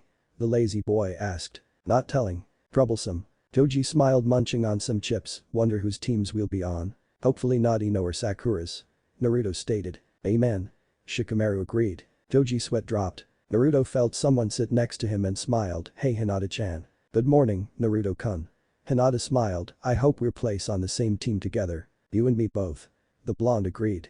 His ears then picked up something and sighed, damn, here they come. Just as he said that, the door was slammed open and the two girls Ino and Sakura were pushing and shoving each other to get inside the room so they could sit next to Sasuke, who was sighing in annoyance. Naruto rubbed his temples, feeling a headache coming on, this is going to be a long day. Troublesome girls. Shikamaru yawned. Iruka then came into the classroom, alright everyone settle down. Take your seats please. The kids sat down in their seats and he coughed into his fist, congratulations because you are all now full-fledged genin. That means we've prepared you enough to go out into the real world and be the best ninja you can be. Now then, all of you will be in groups of 3 for your team, and when I call the team numbers I will announce who will be on that team. Team 1. Naruto tuned him out, not really interested in hearing the first few teams because he wasn't interested, that is until he heard something that made him wish the earth would just swallow him up. Team 7 are Sasuke Uchiha, Sakura Haruno, and Naruto Uzumaki. Sakura jumped for joy, love conquers all. Naruto covered his ears and at the same time cursed his bad luck for being on the same team as the breeding Uchiha and screeching girl, damn. That was all he could say. Iruka's sweat dropped when he saw Naruto's reaction and remembered how he got stuck with these two in the first place. Flashback, Hiruzen eyed the jounin before him, well, does anyone have any questions about the teams? I do, Hokage-sama, Yamato spoke up first, why did you choose Kakashi-senpai as the sensei for Naruto's team instead of me? I know how to work with Naruto. That's true and I agree with you, but Kakashi has the Sharingan and the only one capable of teaching Sasuke how to use his when it awakens. As for Naruto, I think it's better if he's exposed to another jounin besides you. I know he's more comfortable with you, but I want him to get to know Kakashi as well. Hiruzen told him. With all due respect Hokage-sama, but I highly doubt Kakashi-senpai would even know how to interact with Naruto. Yamato stated not wanting the silver-haired jounin anywhere near his surrogate little brother. Kakashi, who was currently reading his book, looked up at the comment, and what do you mean by that? Exactly what I just said. Yamato responded using his scary face. Sensing the tension between the two, Iruka stepped in, both of you calm down. There's no need to start getting hostile with each other. If I may, Kurenai interjected, I've heard that Naruto is a very capable censor, if anything I'd like to have him on my team, along with Hinata Hyuga and Shino Aburam. Now hold there Kurenai, Asuma spoke up, both Shikamaru and Choji are comfortable around him, so I suggest he be on my team. Absolutely not. Yamato crossed his arms, Kurenai's team aside, Shikamaru is too laid back and lazy. It'll affect Naruto. The hell is that supposed to mean? Asuma frowned at the man. And what's wrong with my team? Kurenai narrowed her eyes. Iruka felt like a small animal surrounded by large predators and turned to the Sandaime for help. The old man simply shook his head in exasperation. End of flashback. Iruka sighed having remembered the incident. Well, this is something Naruto will have to deal with. Shinobi endure, and that's exactly what he has to do now. He got back to reading the names. Teammate are Shino Aburam, Kiba Inuzuka, and Hinata Hyuga. Team 9. Hinata was heartbroken that she and Naruto weren't on the same team, but they can still see each other when they're not doing missions, so it's still not all that bad. Team 10 are Shikamaru Nara, Choji Akimichi, and Ino Yamanaka. Iruka finished up. Ino put her head down on the desk. How come Sakura gets to be on the same team as Sasuke and she's stuck with a lazy bum and a fatso? It just wasn't fair. That's it for your teammates, Iruka told them. Now then, for Team 7's Jounin Sensei, it will Kakashi Haddock. Naruto flinched when he heard that name. You have got to be kidding me. Yamato Sensei can't stand Kakashi Sensei and now he's the sensei for our team. This is just great. Teammates Jounin Sensei will be Kurenai Iki. Iruka continued. Hinata knew Kurenai well, she came over at the compound and told her father that she would like to place her on her team in the near future. I guess she got what she wanted. And Team 10's Jounin Sensei will be Asuma Sarutobi. Iruka finished. Your senseis will come to get you in the afternoon, good luck. And like that he left the classroom. Naruto still couldn't believe it, being put on the same team as a breeding Uchiha and a fangirl, not to mention having a Jounin Sensei Yamato Sensei doesn't like very much.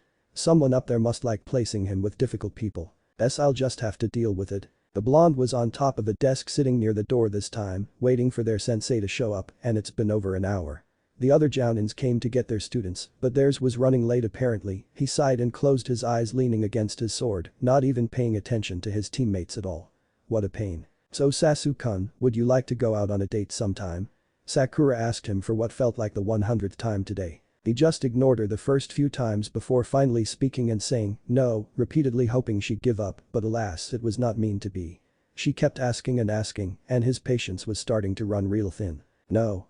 He responded again. Sakura looked saddened that he refused her offer to go out on a date again. She then looked at her other teammate and saw his eyes were closed, meaning he was probably asleep. She was still trying to figure out how he even managed to pass the exam at all when he's blind. She was the first to believe he was faking and called him out on it, but then he showed her his eyes and it shut her up quickly, proving that he was in fact blind, but the way he walked around made it seem like he could see. She remembered that at recess he would always take to sitting up on a tree branch and just fall asleep with Hinata below him, and sometimes Shikamaru and Choji joined him too. She sighed, but still, why did I have to be on the same team as Naruto Baka anyway? I bet it was just pure dumb luck he got the Rookie of the Year title along with Sasuke-kun. Sasuke was staring at the blonde and noticed that he was fast asleep, not even trying to make conversation with him, not that he cared because he didn't. There was just something about him he just couldn't figure out. How could some blonde dope like him be his greatest challenge if he wanted to kill Itachi? He didn't dwell on it for now. If he was to be his stepping stone into killing Itachi, then so be it. He'd defeat the blonde and figure out his secrets. Naruto opened his eyes, took him long enough. Before any of his teammates could say anything, the door opened and Kakashi walked inside observing his genin team. He saw Sasuke and Sakura stare the blonde, then back at him almost like they were trying to figure something out. He looked at the blonde and saw he was paying no attention to them at all and instead looking at him with a bored expression. Well, Kakashi looked at them individually. My first impression of you all is you're boring. Sasuke scowled at him and Sakura was about to yell, but Kakashi spoke first, meet me on the roof in 5 minutes. And like that he disappeared in a puff of smoke. Sasuke and Sakura looked at each other then back to the door, only to see Naruto was gone, taking them by surprise. When did he leave? Rooftop. Kakashi arrived at the roof and pulled out a book waiting for his genin team to arrive. About 2 minutes later he heard footsteps and saw it was Naruto walking with a walking stick that looked like a katana in disguise. The blonde walked on the left side of the stairs and sat down, then proceeded to close his eyes. Quite the antisocial one, isn't he? He thought. A few minutes later Sasuke and Sakura soon came and sat down on the steps, both of them giving the blonde side glances. Kakashi noticed the blonde's eyes were opened. Very curious. Well now, why don't we start with the introductions? I'll go first to start us off. My name is Kakashi Haddock, my likes, well I have many likes, my dislikes as well. As for my hobbies and dreams, well you don't need to know because you're too young. He smiled beneath his mask. Naruto didn't care, Sasuke's eye twitched and Sakura's sweat dropped, all he told us was his name. Alright Pinky, you're next. Sakura had a tick mark on her forehead at the Pinky remark, but answered anyway. My name is Sakura Haruno, my likes are, she glanced at Sasuke with a blush, my likes and hobbies are, she glanced at Sasuke again, my dreams for the future is, she looked at Sasuke and giggled, and the person I dislike is Naruto Baka. She yelled. Both Kakashi and Sasuke looked over to see the blonde's reaction. Naruto brought his hands up to his ears and took some earplugs out before putting them in his pocket and saying nothing at all. Kakashi had to stifle a laugh when he saw Sakura's reaction. He saw Sasuke's eye. He was probably thinking he should have done the same thing when it comes to her screeching. The silver-haired man had to sigh though, girls her age are only interested in one thing. And that's boys. I just hope this doesn't affect her performance as a kunoichi, if it does I'll have to step in. Alright, your turn now Mr. Bruder. Sasuke scowled at the man before speaking, my name is Sasuke. I don't have any likes nor dislikes, my hobbies are training, so that I can get stronger. My dream for the future, I'm going to restore my clan and kill a certain someone. There was tension after that introduction, but Sakura was giving the boy a look of adoration. Sasuke-kun is so cool. Kakashi frowned at the boy, looks like his quest for revenge hasn't changed. This could become a problem. Looking over at Naruto, he saw the boy had closed his eyes before opening them again, making Kakashi raise a brow, wonder what that was about. Okay Blondie, you're the last one. Naruto didn't react to the nickname at all but spoke anyway, Naruto Uzumaki. And that was all he said. Silence. Kakashi blinked, there's nothing else you wanna add? Am I supposed to? Is it required? Well no, but then who cares? The man's sweat dropped and he's the antisocial one. This could be a problem when it comes to working together as a team. Right anyway, I want all of you to meet me tomorrow at training ground 7 at 6 am and I suggest you not eat any breakfast. Otherwise you'll just throw it back up. And on that note, see you guys tomorrow. Kakashi disappeared in a whirl of leaves, leaving the three alone. Naruto immediately stood up and walked away, having something else better to do, and besides, he was in no mood to hang out with his teammates today. Boy, dope. Sasuke called out. Naruto ignored him, opening the door to the roof and leaving them alone, making the raven-haired boy scowl at the blonde. He ignored Sakura's attempt to ask him out on a date and jumped off the roof, leaving her alone before she too left. Naruto headed towards the training area Kakashi-sensei told them to yesterday, but he woke up a little earlier than the assigned meeting place. He had woken up at 5:30 and steady ate breakfast, washed up, and headed out the door on his way to the training area. Yesterday as soon as he left he headed to the forest to train, thank God Sasuke didn't try to follow him, otherwise that would have been a total headache. Anyway, he went there for the sole purpose of practicing his sword play, wanting not to fall behind and take his training seriously. After that was done, he went to get some lunch and headed home to sleep early, but not before tending to his plants. He realized he had a passion for gardening, and it was really relaxing too. Why doesn't everybody garden to calm their nerves? Anyway, he arrived at the meeting point and didn't care what time it was, but he was here and that's all that matters. He walked up the tree and laid down on the tree branch, folding, crossing his arms together, making sure his sword was secured in his arms. Once he got into a comfortable position he drifted off to sleep. About 25 minutes later he heard the loud voice of his female teammate wake him up. Wake up Naruto Baka. She yelled. He opened his eyes slowly, hearing the shrill of the banshee. Seriously, does she have to scream? The blonde dug his earplugs out his pockets and put them in his ears before drifting off to sleep again, not hearing Sakura's yelling much to his relief. Seriously, sometimes having enhanced hearing can suck sometimes. Sakura growled up at the blonde as he put earplugs in his ears and went back to sleep. Why that little? Ah. Who does he think he is, ignoring us like that? Inner Sakura yelled. Sasuke saw the blonde take his earplugs out, putting them on and drifting back to sleep. He wondered how long the blonde had been here, more importantly how in the world did he get up there in the first place. It doesn't matter, right now he needs to focus on what Kakashi has in store of the team. 3 hours later, Sakura was tapping her foot impatiently. It's been 3 hours already and Kakashi-sensei still hadn't shown up. Looking over at Sasuke, she saw he was just as upset as she was. Looking up at the tree, a tick mark formed on her forehead. Naruto was still sleeping without a care in the world. Why is he still sleeping? She frowned. Sasuke was getting impatient.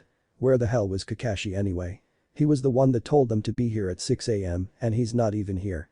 Looking up at his blonde teammate, he suppressed a scowl seeing he was still fast asleep. Naruto woke up blinking a few times. Having gotten his nap out of the way, he stretched his aching muscles, hearing some of his bones crack in the process. Looks like Yamato-sensei was right about Kakashi-sensei's tardiness to things, and this was a prime example. He was curious as to why Yamato-sensei didn't get along with the man, but something tells him that the wood user wouldn't tell him, even if he asked anyway. He felt another presence appear, meaning that Kakashi-sensei had arrived, making him sigh. Why do I get the feeling this will be a real pain? Jumping down from the tree, he felt that he was standing next to Sakura. She was probably screeching at Kakashi-sensei for being late, but then again he wouldn't know because he still had his earplugs in, so he wouldn't hear her. He soon took them out his ears and put them back in his pockets, hoping that she wouldn't scream anymore. Kakashi smiled at the blonde under his mask, doing the same thing as he did, and that was taking his own earplugs out his ears. Sasuke blinked at the action of the man. He was really starting to consider getting some earplugs like these two did. Now that we're all here, let me explain the real reason why I gathered you three here today. And that reason is to see if you're worthy of passing the real exam to become genin. Kakashi told them. What? Sakura exclaimed. Sasuke was shocked. Naruto looked curious. Kakashi took out two bells, jingling them so Naruto could hear them. This is now officially a survival test. And in this survival test the objective is to acquire at least one of the two bells you see in my hand. The one who fails to get a bell will be tied to the stump and denied lunch. He saw Sasuke and Sakura hold their stomachs as they growled, but he noticed Naruto's stomach didn't and raised a brow. You ate breakfast, didn't you? You suggested we don't eat. You didn't say we were ordered not to. If they didn't eat breakfast, then it's their problem, not mine. Naruto stated indifferently. Sasuke glared at the blonde, realizing he was right. Kakashi only suggested they don't eat before arriving here, he didn't order them not to. Sakura was thinking the same thing, but annoyed that Naruto said it out loud and so nonchalantly. Kakashi was taken back by the blonde's lack of concern for his teammates. This could really be a problem. I should talk with the Sandaime or Yamato about this. True. Anyway, back to business. Like I was saying, if you fail to get a bell you get tied to the stump, and the one who didn't get a bell will fail the test and be sent back to the academy. He finished. What?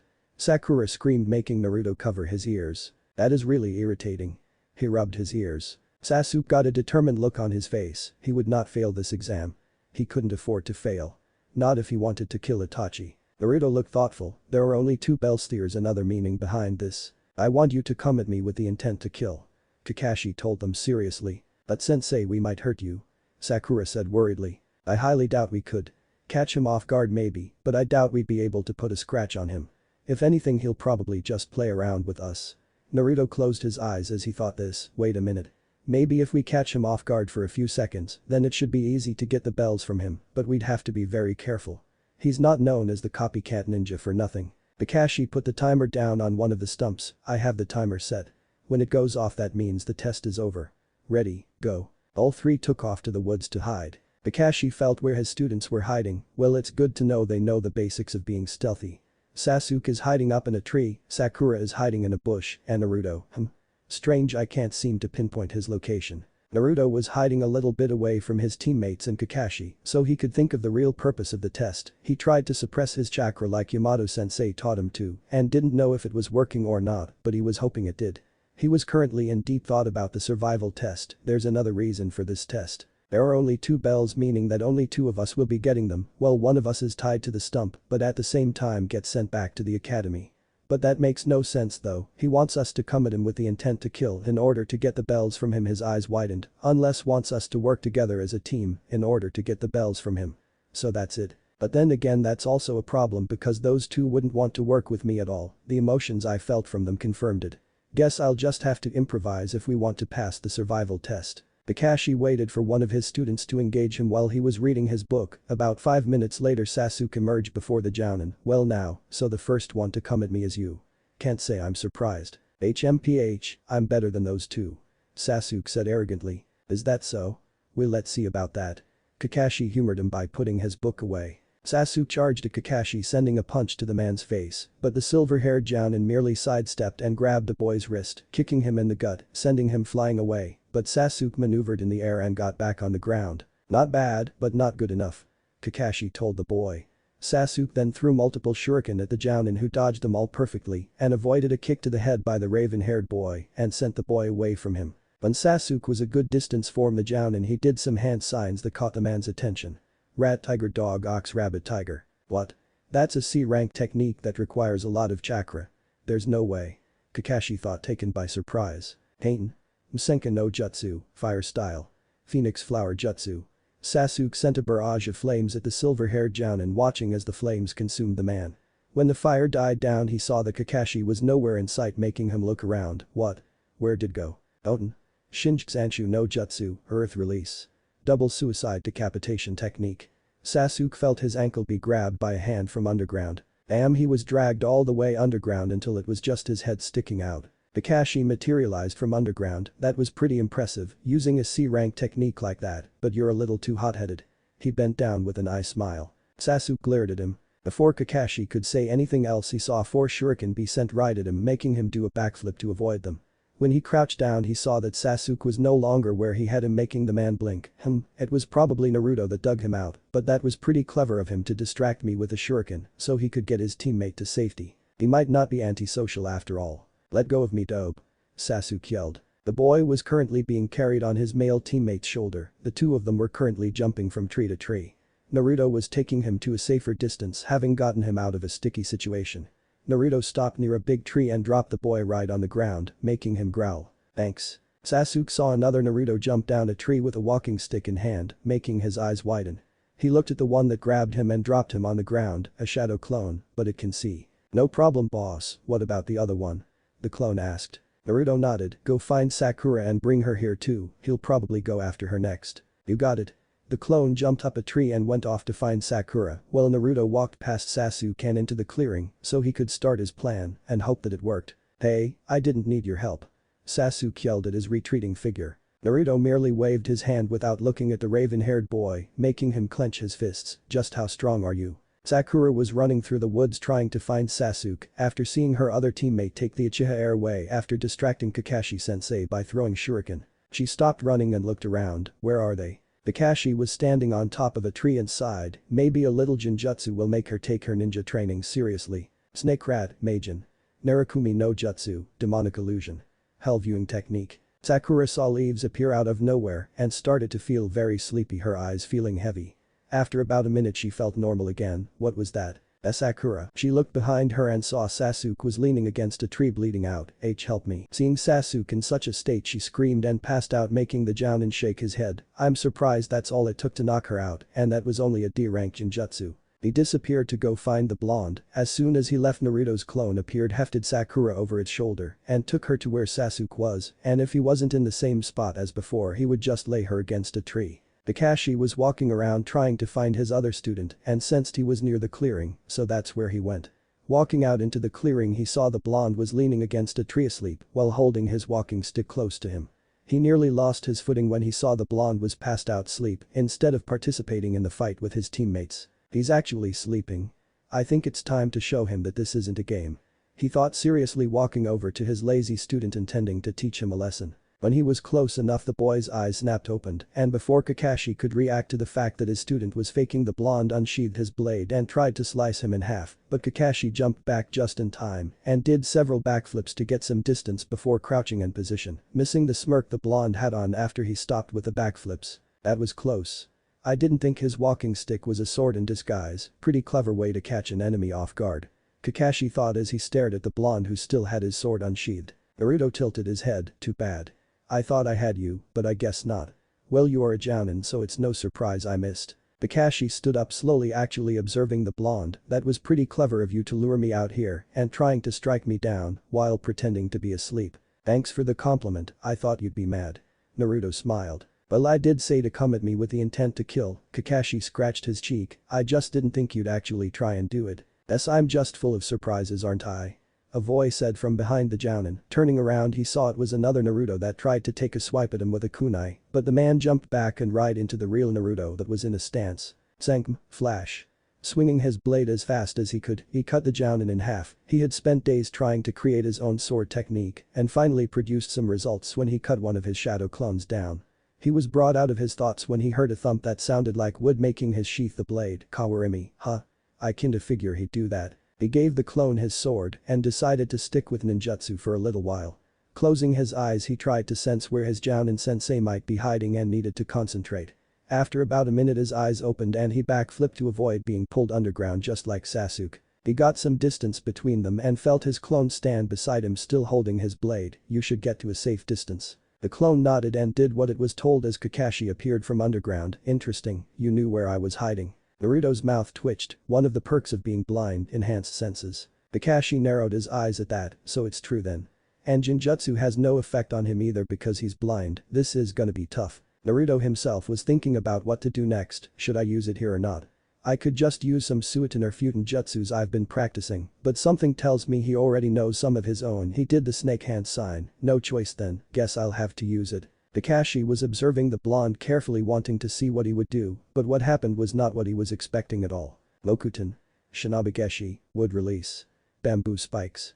Bamboo spikes appeared from the ground and towards Kakashi who backflipped out the way of the bamboo spikes coming out of the ground. He stopped the backflips and stared at the boy in complete shock. That was Mokuton. How did he learn that? Only Tenzo knows it. Is that why the Sandai asked Tenzo to train Naruto? Naruto waited to see what his sensei would do next. I need to be careful. Kakashi sensei know many jutsus, so there's no telling what he'll use against me. It might be earth, water, wind, fire, or something else entirely. I'll have to stick with Mokuton and pray he doesn't know a lot of the techniques. Kakashi did some hand signs. Tiger Ox, Tiger Rat, Suiton. Suiton no Jutsu, Water Style. Water Bomb Jutsu. Kakashi expelled a large quantity of water in the form of a powerful torrent and sent it at the blonde. Naruto quickly acted using the defensive move Yamato taught him. Rat Dog Tiger, Mokuton. Makajimiki, Wood Style. Domed Wall Jutsu. Wooden pillars sprouted from the ground and covered Naruto, creating a dome of protection from the water technique. That was close. If I hadn't remembered that move from Yamato-sensei I would have gotten hit for sure.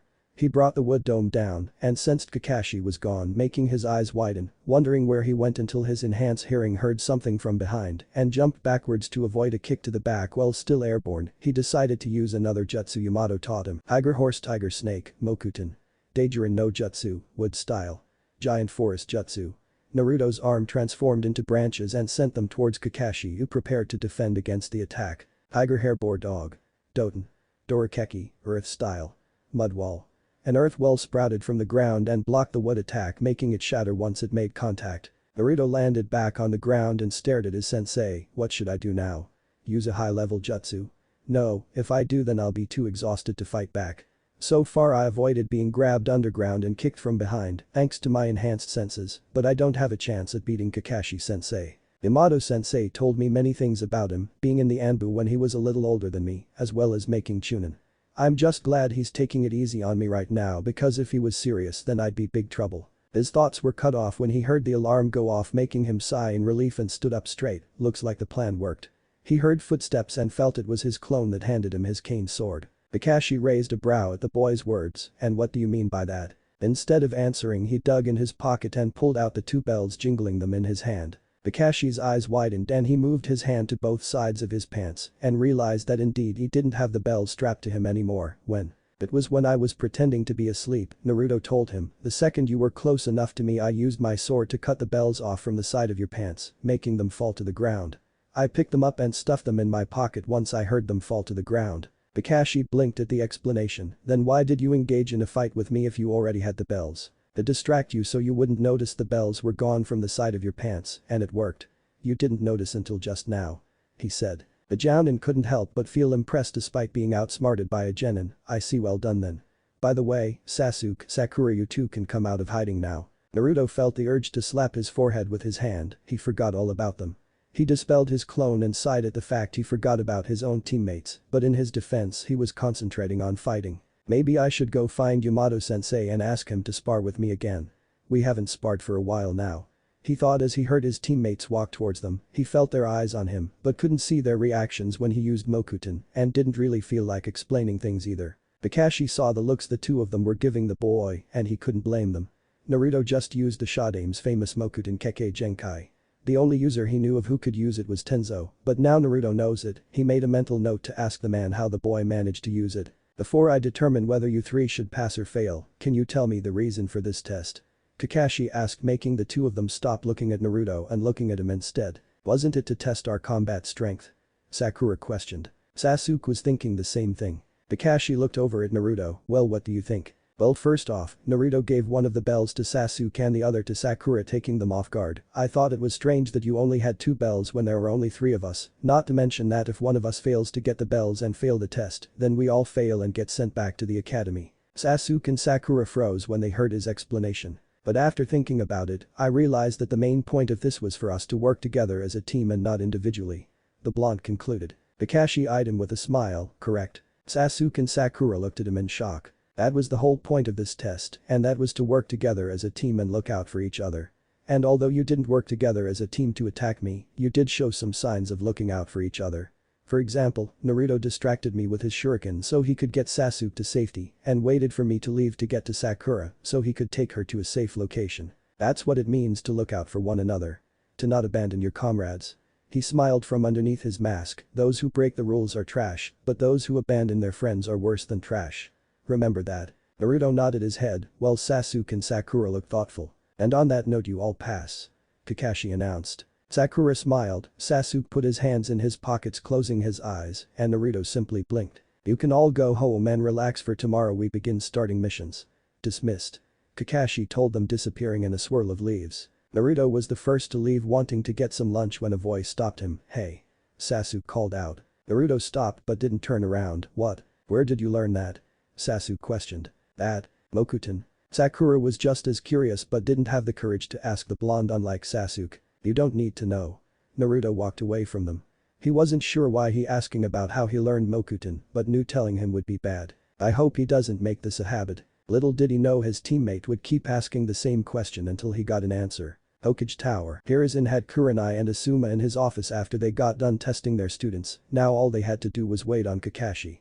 Yamato and Iruka were there as well, just waiting. In a swirl of leaves he arrived and stood on Asuma's other side. Yo. He greeted. Now that you're all here, report.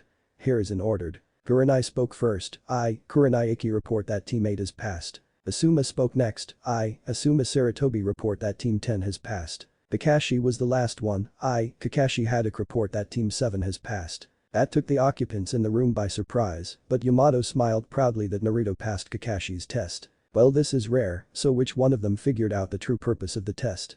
Naruto or Sasuke? Asuma asked. Naruto. Kakashi responded. Yamato kept his proud smile. He figured out what the true purpose of the test was, and it was because of him the whole team passed.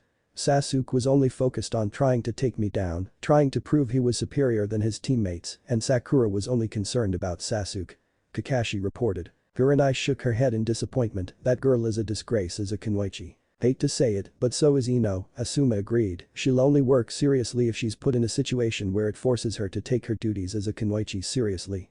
So far only Hinata and Guy's girl are the only proper kunoichi around here. Iruka couldn't help but sigh himself, such good talent they have. If only they weren't so obsessed with Sasuke, then the two of them would be the top kunoichi in the village, but so far only Hinata and Guy's girl fit that profile. Naruto meanwhile distracted me so he could free Sasuke from my Doton. Shinjutsu no Jutsu, Earth release. Double suicide decapitation technique and got Sakura out of harm's way when I used Meijin. Narakumi no Jutsu, demonic illusion. Hell viewing technique on her and she passed out. Kakashi continued. Asuma snorted at the mention of Earth-style jutsu he used on Sasuke. Oh god, he would have loved to see that. Kurenai rubbed her temples when she heard Sakura passed out after Kakashi used a simple D-rank Jinjutsu on the girl.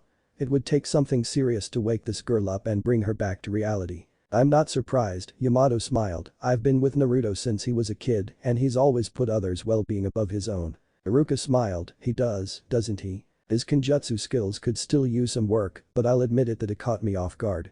Kakashi admitted. Wait, hold a minute. You mean to tell me the kid fought you one-on-one? Asuma looked at him. Kinda, he was distracting from the fact he got the bells from me when I let my guard down. Kakashi rubbed the back of his head. Yamato smirked, making Kakashi narrow his eyes at him. Really? I didn't see a sword on the kid. Asuma commented. It's in his walking stick, Yamato told them. It's a long sword disguised as a simple walking stick. That's clever and useful. Kurenai said. I agree, Kakashi agreed. When I was done dealing with Sakura, I found him sleeping against a tree and thought he wasn't taking the test seriously, so I intended to make him see how serious the situation was. But it turns out that was a trap, and when I was close enough he took a swing at me with his sword and cut the bells right off from me and engaged me one-on-one to make sure I didn't notice they were gone. I only noticed I didn't have them with me when the test was over. Losing your touch, senpai. Yamato smiled. Kakashi gave him a warning glare. So he's good at formulating plans too, huh? He and Shikamaru should get together sometime. Asuma said impressed. That's not all, Kakashi's tone turned serious, getting their attention, wondering if something else happened. Hokage-sama Tenzoi, didn't you tell me Naruto has the Mokuton? Asuma's cigarette fell out of his mouth, Kurenai's eyes went wide, and Iruka was speechless. Yamato and Hiruzen looked at each other, then back at Kakashi. So used it in front of you then, did he? Hiruzen said. You mean it's true? Iruka stared at the Hokage. Yamato narrowed his eyes at Kakashi. I told Naruto not to use it unless the situation calls for it. What do you think the council would do if they found out he has the Mokuton? Kakashi closed his eye. I see your point, but it would have been good to know. I don't see why you should know, Yamato countered. I regret not telling Iruka, but I see no reason why you should know at all. Kakashi and Tenzo had electricity coming from their eyes, forcing Iruka to intervene, while Asuma and Kurenai watched with interest. Hiruzen sighed. That's enough, both of you, he ordered. Kakashi, I'm sorry for not informing you, but I wanted to protect Naruto, and so did Yamato, so we agreed to keep it to ourselves and told Naruto to use it for emergencies only. Please try to understand. Kakashi stared at the man. I understand, Hokage-sama. Good. Is there anything else you'd like to report? No, nothing else, sir. I see, then you're all dismissed. Hiruzen told them. Asuma and Kurenai left the office, leaving Kakashi, Iruka, and Yamato in the office. I take it you'll be doing D-rank missions tomorrow then? Yamato questioned. Yeah. Naruto won't complain about it, but I don't know about Sasuke Uchiha. Yamato frowned. Iruka was inclined to agree. Kakashi sighed. You have no idea. The mission to Nami no Kuni doesn't go as simple as they thought, and Naruto learns more about himself and learns the origins of his clan. Kakashi sighed as he spoke into the receiver. This is Silver, is there any visual on the target? This is Cherry Blossom, target has been spotted. Sakura answered. This is Bruder, target has been spotted. Sasuke called but growled out at the stupid codename Kakashi picked out for him. This is Blondie, target has been spotted. Naruto wondered if Kakashi was giving them these codenames just for fun. If that's the case, then are they okay? Eninjij?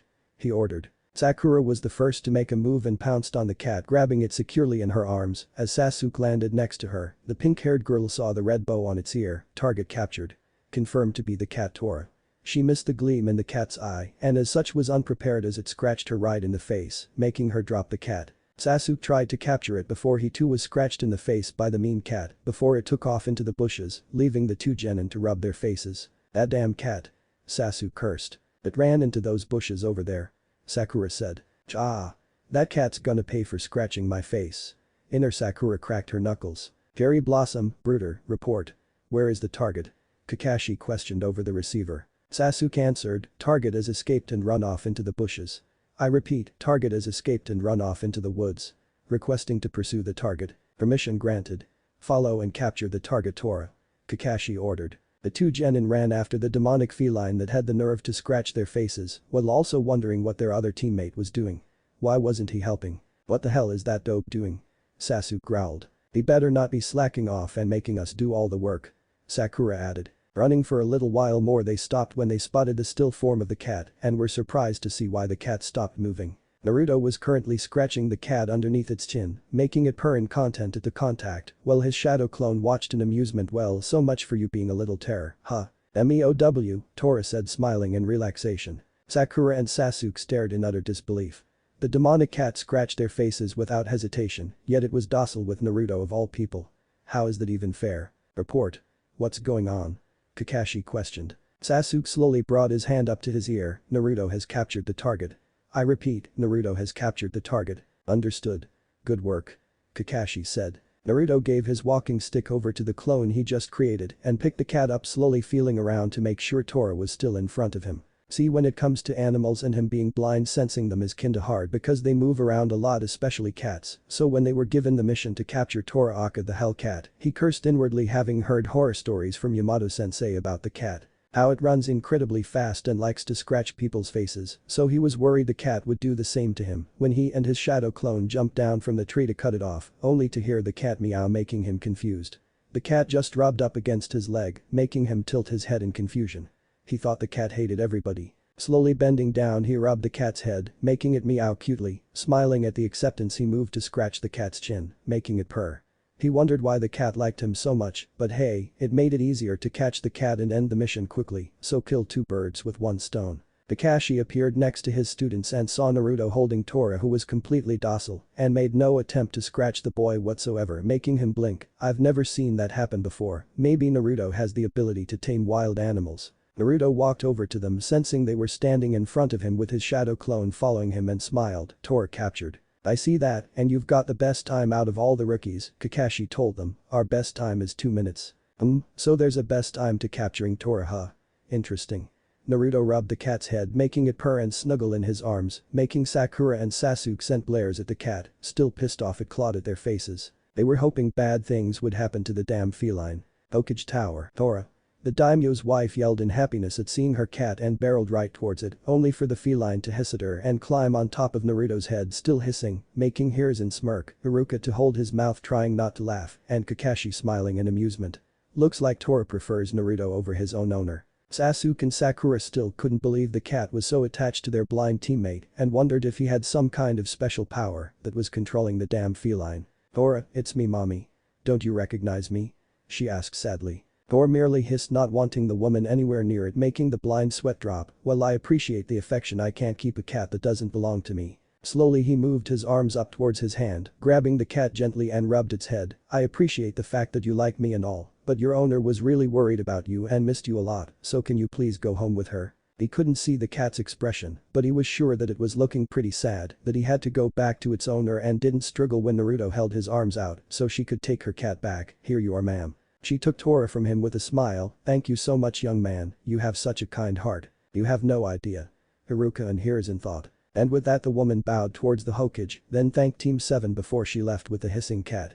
Sasuke and Sakura didn't even feel bad for the feline, hoping the woman suffocated it to death. Naruto dispelled his shadow clone as soon as it gave him his cane back. Hiruzen coughed into his fist. Well done, Team 7, out of all the rookies you three have the best time record when it came to capturing Tora.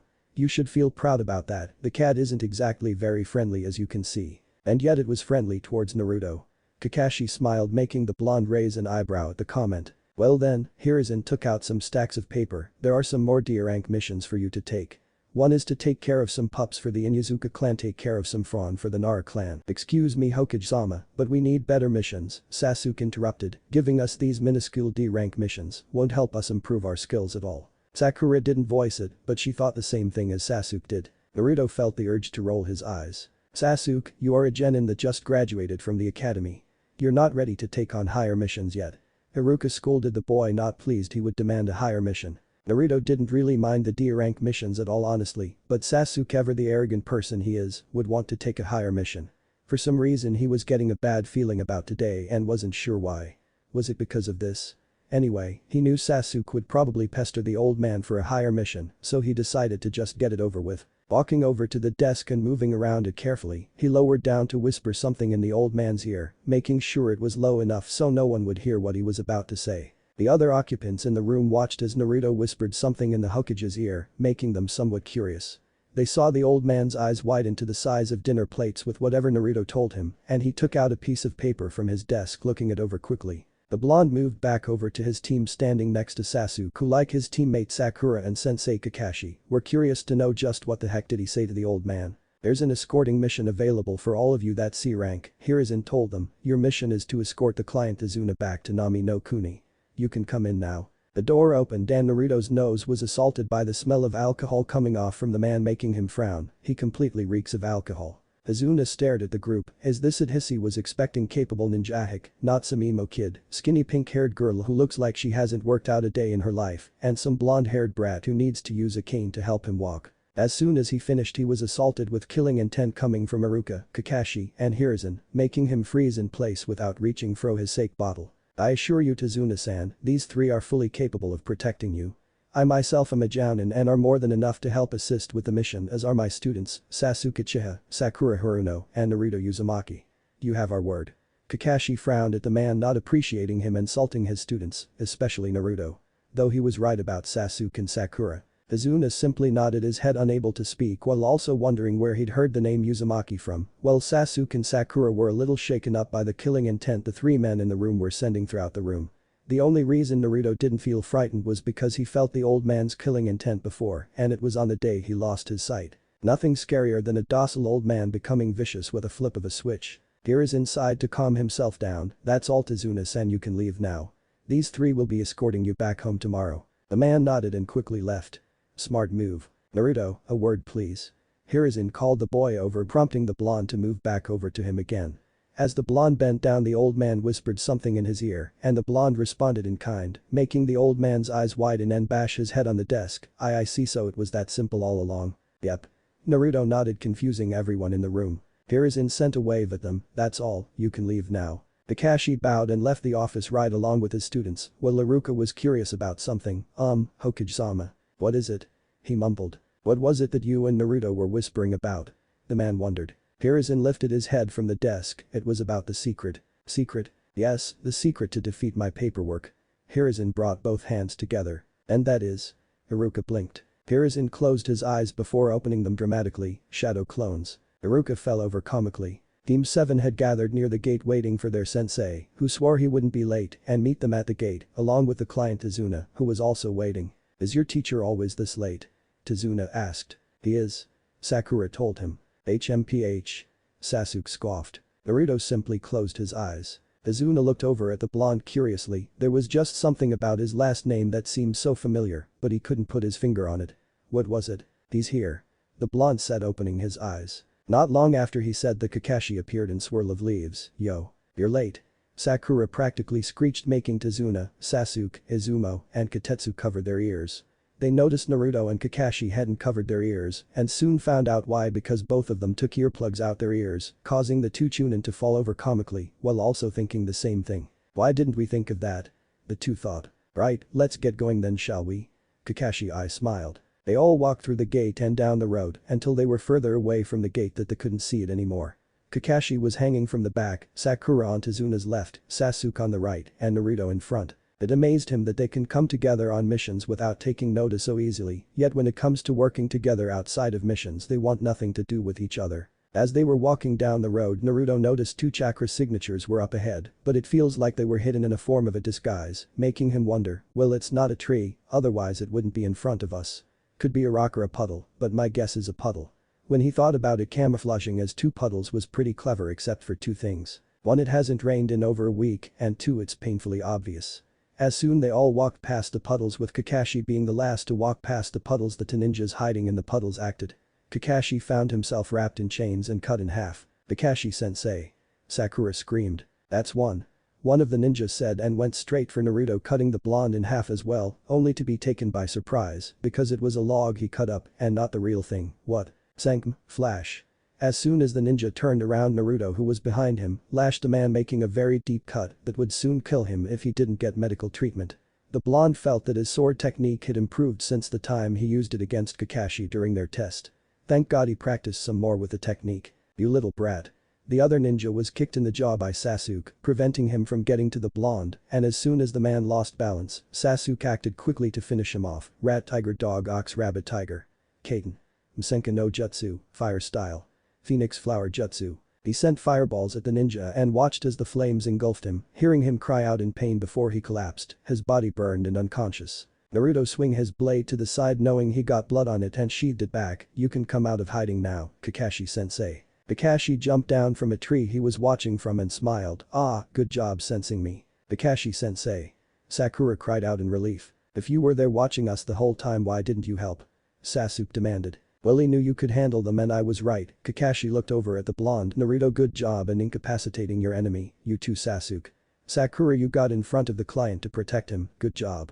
Naruto made no response to the praise and simply nodded. Sasuke scoffed. Sakura smiled. The ninja that Naruto sliced was still breathing and spoke.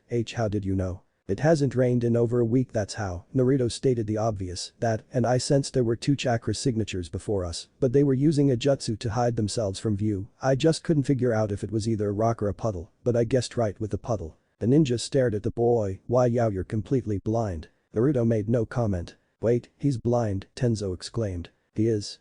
Kakashi confirmed. But how is he able to? It's best not to think about it. The Jounin told him then glared, now then, I think it's time you tell us what's really going on here Tazuna-san. What do you mean? The man shivered. He means the real reason why you lied about the mission, Naruto said. I can feel your emotions, nervousness and fear, but fear is the most strongest. Tazuna stilled, he can feel other people's emotions. Not to mention that these two here are the demon brothers of the mist, they're chunin. I wanted to determine who they were after, seeing as how I have quite the reputation amongst the other villages and was fully prepared to intervene if I felt my students couldn't handle it, but judging by your reaction why they started to attack, it confirmed they were indeed after you. He concluded. Tazuna gulped. Well?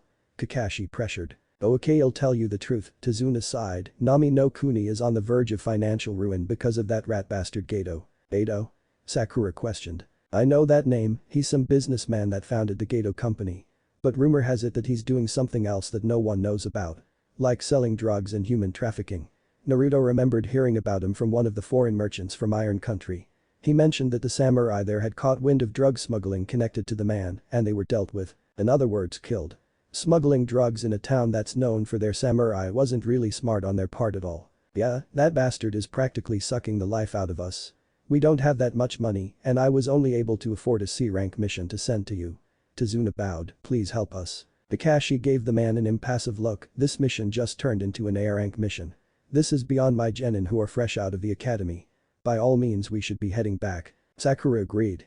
They were just fresh genin, they had no experience in dealing with ninjas like these. No, that wasn't true at all. Naruto and Sasuke didn't hesitate to take them down and weren't even afraid, but she was.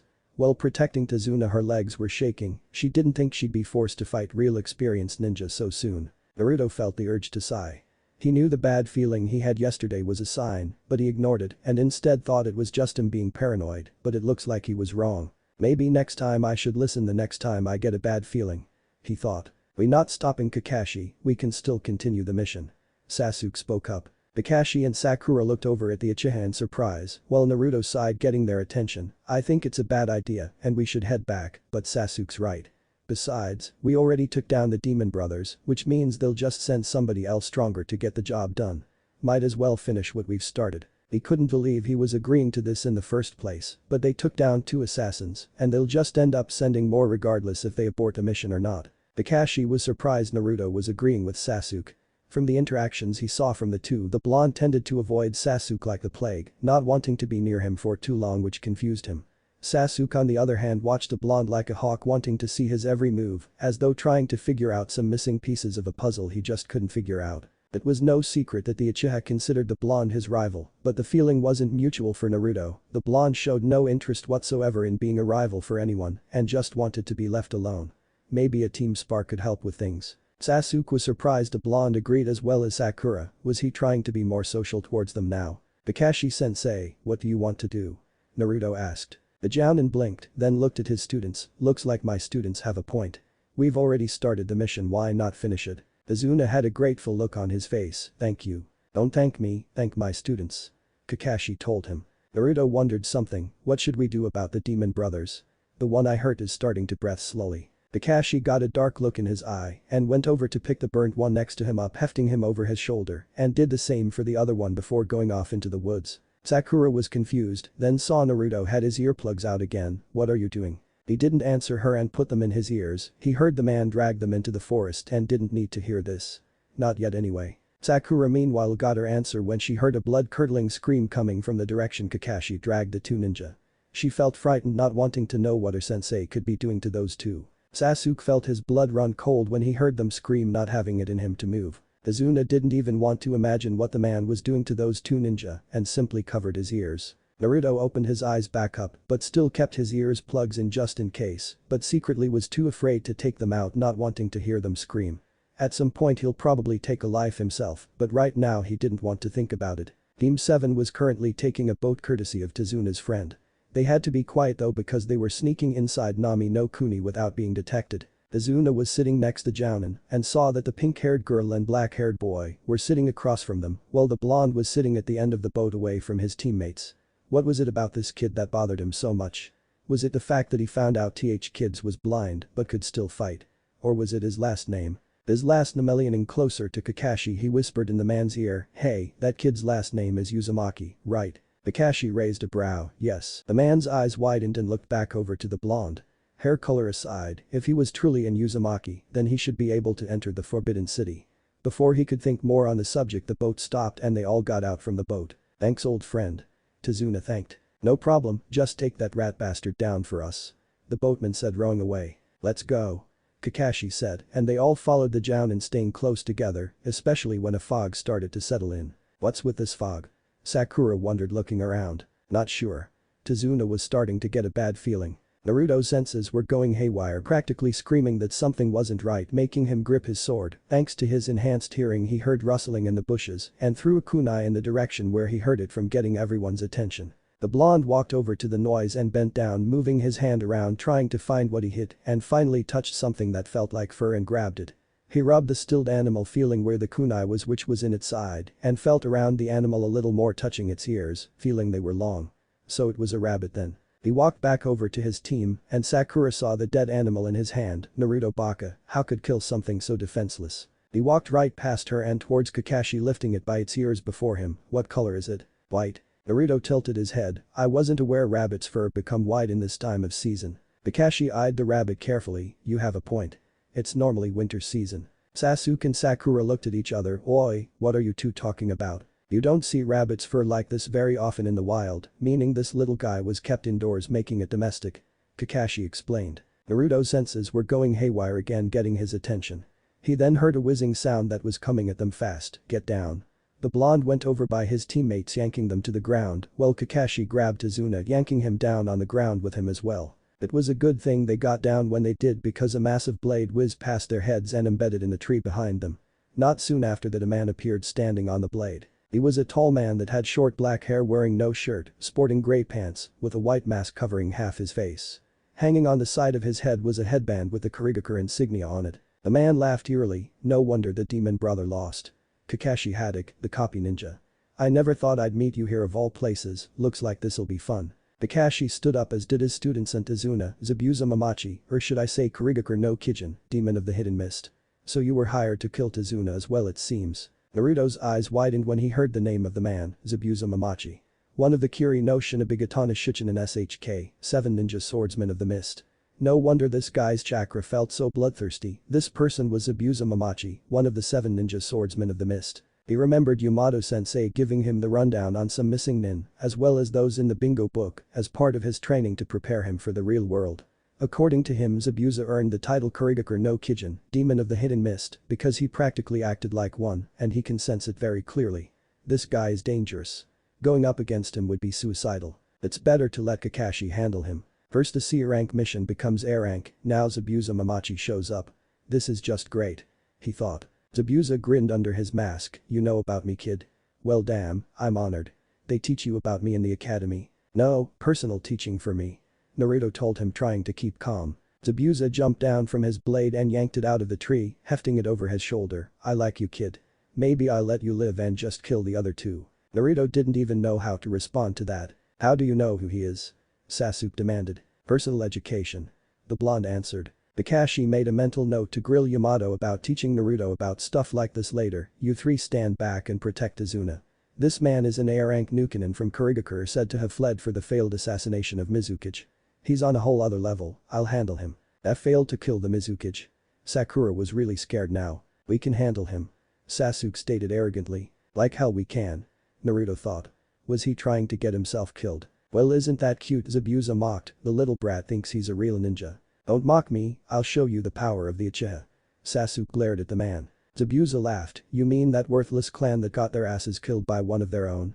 Yeah, I'm really shaking here. Sasuke growled and clenched his fists. The only he didn't charge at him was because Naruto gripped his shoulder, tightly bringing him back to reality. Once the blonde felt he was lost some of his rage, he let go of his shoulder. Sasuke may be intolerable, but he didn't want him to die. Kakashi lifted his headband, making Zabuza grin. Ho. I get to see the Sharingan so soon. I'm flattered. Sharingan, but how? He's not an Uchiha, is he? Sasuke thought as he stared at the Jounin. Sharingan? Sakura questioned. The Ninjutsu Kekkei Genkai that belonged to the Uchiha clan, Sakura. I'm surprised you don't know that. Naruto informed her. She didn't even have it in her to retort because deep down she knew he was right. Zabuza made the first move, Ox Snake Ram. Kurigakure no Jutsu, ninja art. hit and miss jutsu. A mist soon started to spread and surround them, thickening quickly to the point where they couldn't see Zabuza anymore. Naruto sensed that the mist was filled with chakra, which explains why it was so thick. 8 points, Zabuza's voice said eerily as though it was inhuman: larynx, spine, lungs, liver, jugular, subclavian artery, kidneys, heart. Which one will be my point? I like them all. Naruto felt like he was having a sensory overload with all the Kai Zabuza was releasing. It was making his heart pound a little faster than normal, but he was able to keep himself standing.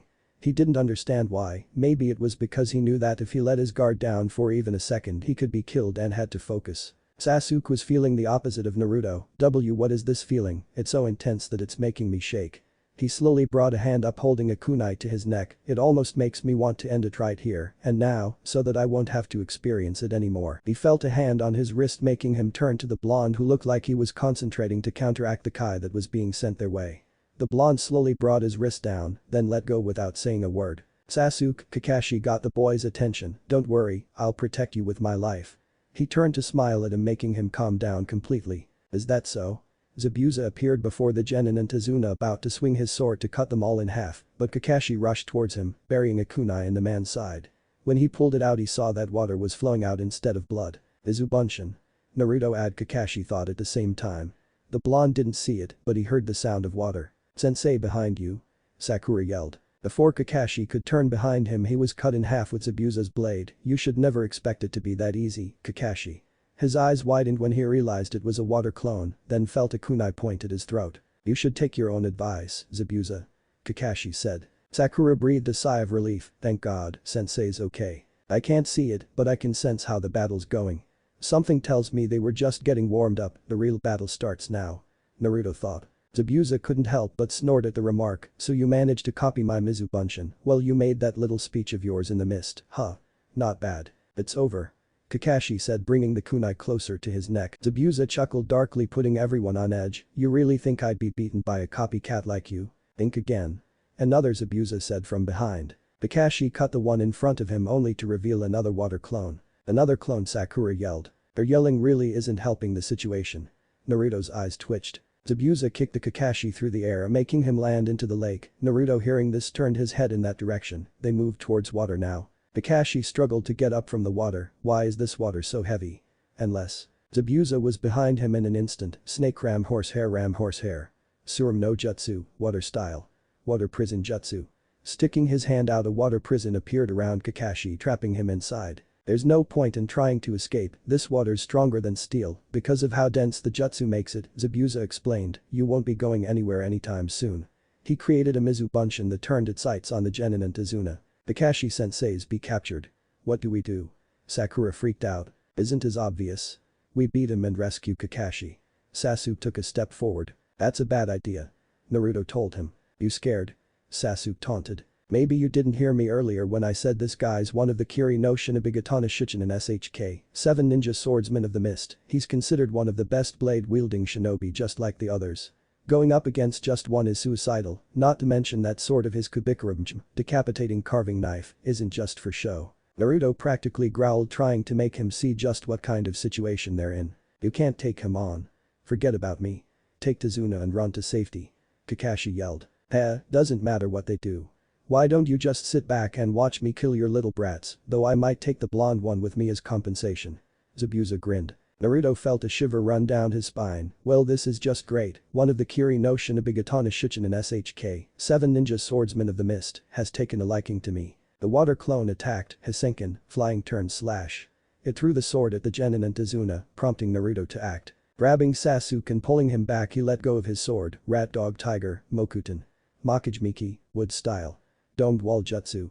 A giant wood dome large enough to protect them all appeared and stopped the blade in its path, embedding it in the wood dome before disappearing in a puff of smoke. That was too close a call. If I had tried to block it with my sword, no, I don't want to even think about it. I need to think of a plan quick to get Kakashi sensei out of that water prison, and I might need Sasuke's help while Sakura protects the client. He thought. Azuna looked around inside the dome in amazement. This is amazing. Sakura was inclined to agree but didn't say it out loud. She was just grateful that Naruto put the dome up when he did. Sasuke remembered this jutsu, it must be a defensive one that blocks powerful jutsus or physical attacks. We're gonna have to figure out a way to get Kakashi-sensei out that water prison, but we need to take that water clone down first. Naruto finally spoke, having thought of a plan. Do you have something in mind? Tazuna wondered. Naruto stood up, I do. It involves me and Sasuke doing most of the work though. Fine with me. Sasuke said. Sakura felt a stab to the heart when he said that. Was he trying to say she was too weak to help? What's your plan? Tazuna questioned. Naruto took a deep breath, God, I hope this works. Okay, here's what I thought of. Meanwhile, outside the wood dome, Zabuza was taken by surprise, while at the same time grinning like a psychotic maniac. That jutsu that the blonde kid just used was the Mokuton. There's not a person alive who doesn't know about it.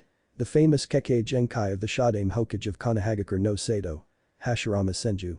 He couldn't help but laugh, you've been holding out Kakashi. One of your brats has something interesting. Kakashi glared at the man and was about to say something when the wood dome was brought down, and Sasuke engaged the Zabuza clone, going full to jutsu on it, sending kick to its head, only for it to swing the boy in the air like a rag doll. But Sasuke managed to set himself right and attacked again. Rat, tiger, dog, ox, rabbit, tiger.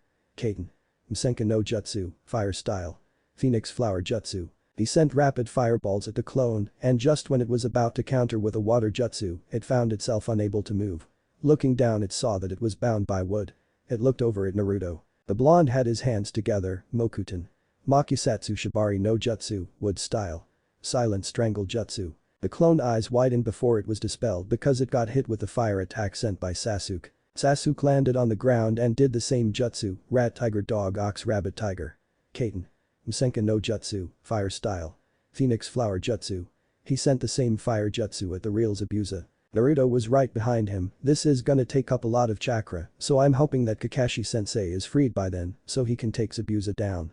I just hope I don't get too tired after I use this jutsu. I've only used it once, and it wasn't how I wanted it to be, but maybe it will work out this time around. Well, here goes. He made the hand signs, snake ram hair dog snake. Mokuton. Makurik no jutsu, wood style. Wood dragon jutsu. A wooden dragon appeared from underground and headed right towards Zabuza, while the fire jutsu Sasuke still had going, moved around it almost in sync, forcing the Nukenin to drop the water prison and use his blade to cut the dragon's head off while jumping away from the fireball sent at him by Sasuke. When the attack stopped, he stared at the genin with his blade pointed at them. Not bad for a bunch of brats, but not good enough. Zabuza said. Naruto smirked, getting a confused look from the ninja. Plan successful. Before Zabuza could retort to that comment, he found himself kicked in his side and away from the genin. Getting his balance back on the water where he was standing on, he saw Kakashi was free and finally got what the blonde brat was talking about. Damn brat. Looks like you underestimated my genin, Kakashi said, it's just you and me now. Sasuke was standing by Naruto, who looked a little winded but was able to stand thanks to Tazuna and surprisingly Sakura, who gave him back his can to help him stay steady. It worked. Your plan really worked. Tazuna stared. Naruto smiled a little, glad it did, otherwise we'd be in real trouble right now. Good job protecting Tazuna-san, Sakura. Why yeah, she said, feeling like she didn't deserve the compliment because she didn't do anything useful. The plan was for both Sasuke and Naruto to engage the water clone first, then when that was done, they were to put Zabuza in a position where he would have no choice but to lower the water prison, thus freeing Kakashi. It's scary when a plan actually works, but in this case it was godsend that it did. Zabuza was staring at the genin, so I got taken off guard by two brats. No, he eyed Naruto, that one right there is something else. He stared at the blonde a little while longer and noticed something that took him of all people by surprise. Kakashi gave the man a warning glare. I suggest you stop staring at him right now because this will be your last day alive. We'll see. Zabuza started to make hand signs. Ox, monkey, hare, rat, boar, bird, ox, horse, bird, rat, tiger, dog, tiger, snake, ox, ram, snake, boar, ram, rat, yang, water, monkey, bird, dragon, bird, ox, horse, ram, tiger, snake, rat, monkey, hare, boar, dragon, ram, rat, ox, monkey, bird, yang, water, rat, boar, bird. Kakashi saw the hand signs and copied them. Ox, monkey, hare, rat, boar, bird, ox, horse, bird, rat, tiger, dog, tiger, snake, ox, ram, snake, boar, ram, rat, yang, water, monkey, bird, dragon, bird, ox, horse, ram, tiger, snake, rat, monkey, hare, boar, dragon, ram, rat, ox, monkey, bird, yang, water, rat, boar, bird. Suiton. Shuriken no jutsu, water style. Water dragon jutsu. They both yelled at the same time, and two water dragons appeared with yellow eyes before attacking at the same time, cancelling each other out. Wow, a powerful jutsu. Sakura stared. Kakashi and Zabuza clashed with kunai and blade before Zabuza tried to use the Kurigakure no jutsu, ninja art. Hit and miss jutsu again and saw Kakashi was following his every movement, making him stop. It's as if he knows what I'm going to do next. Kakashi cut him off, making Zabuza's eyes widen. Is he reading my mind? He's looking right at me. With that, his thoughts were cut off again.